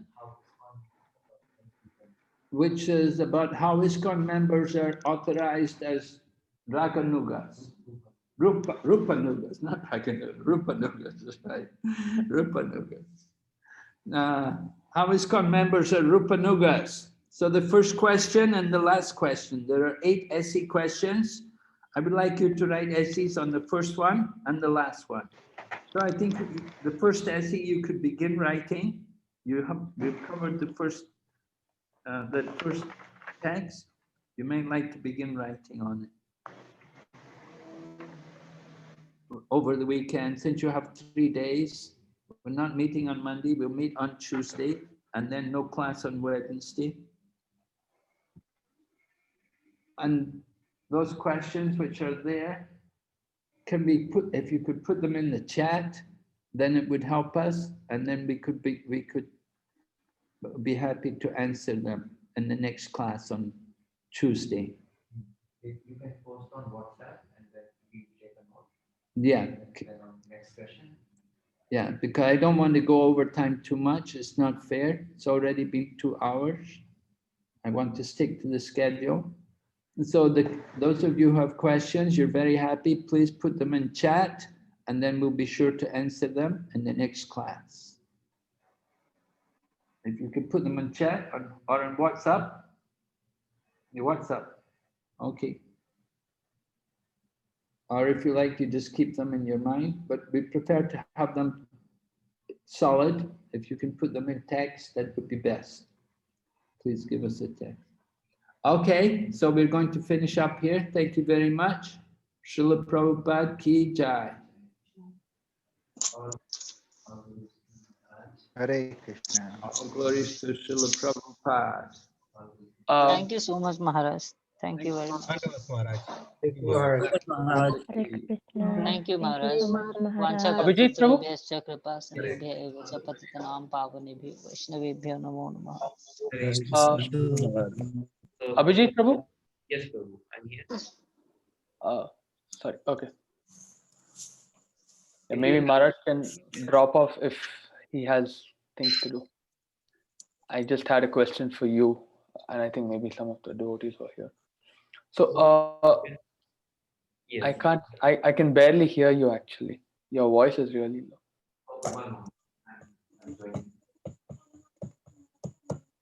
Okay, Prabhu, can you hear me now? Yes, Prabhu. Yes. So Go ahead.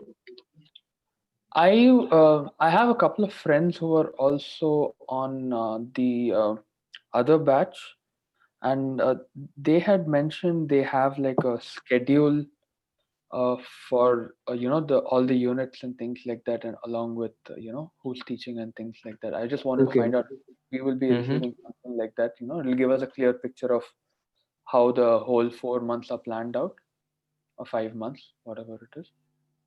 So Sure, Prabhuji, I can respond on WhatsApp. If you can post your question, this question on WhatsApp, I can respond there. I think right now we are over time, and Yes. other students may want to leave. So let's respond. Let's respond over WhatsApp. Is that okay, Prabhuji? no problem. I mean, like I just thought I'll bring it up. So, anyways, yeah. All right. Thank you, Prabhu. Thank you. Hare Krishna. Hare Krishna. So we are disconnecting now from here. Thank you, everyone.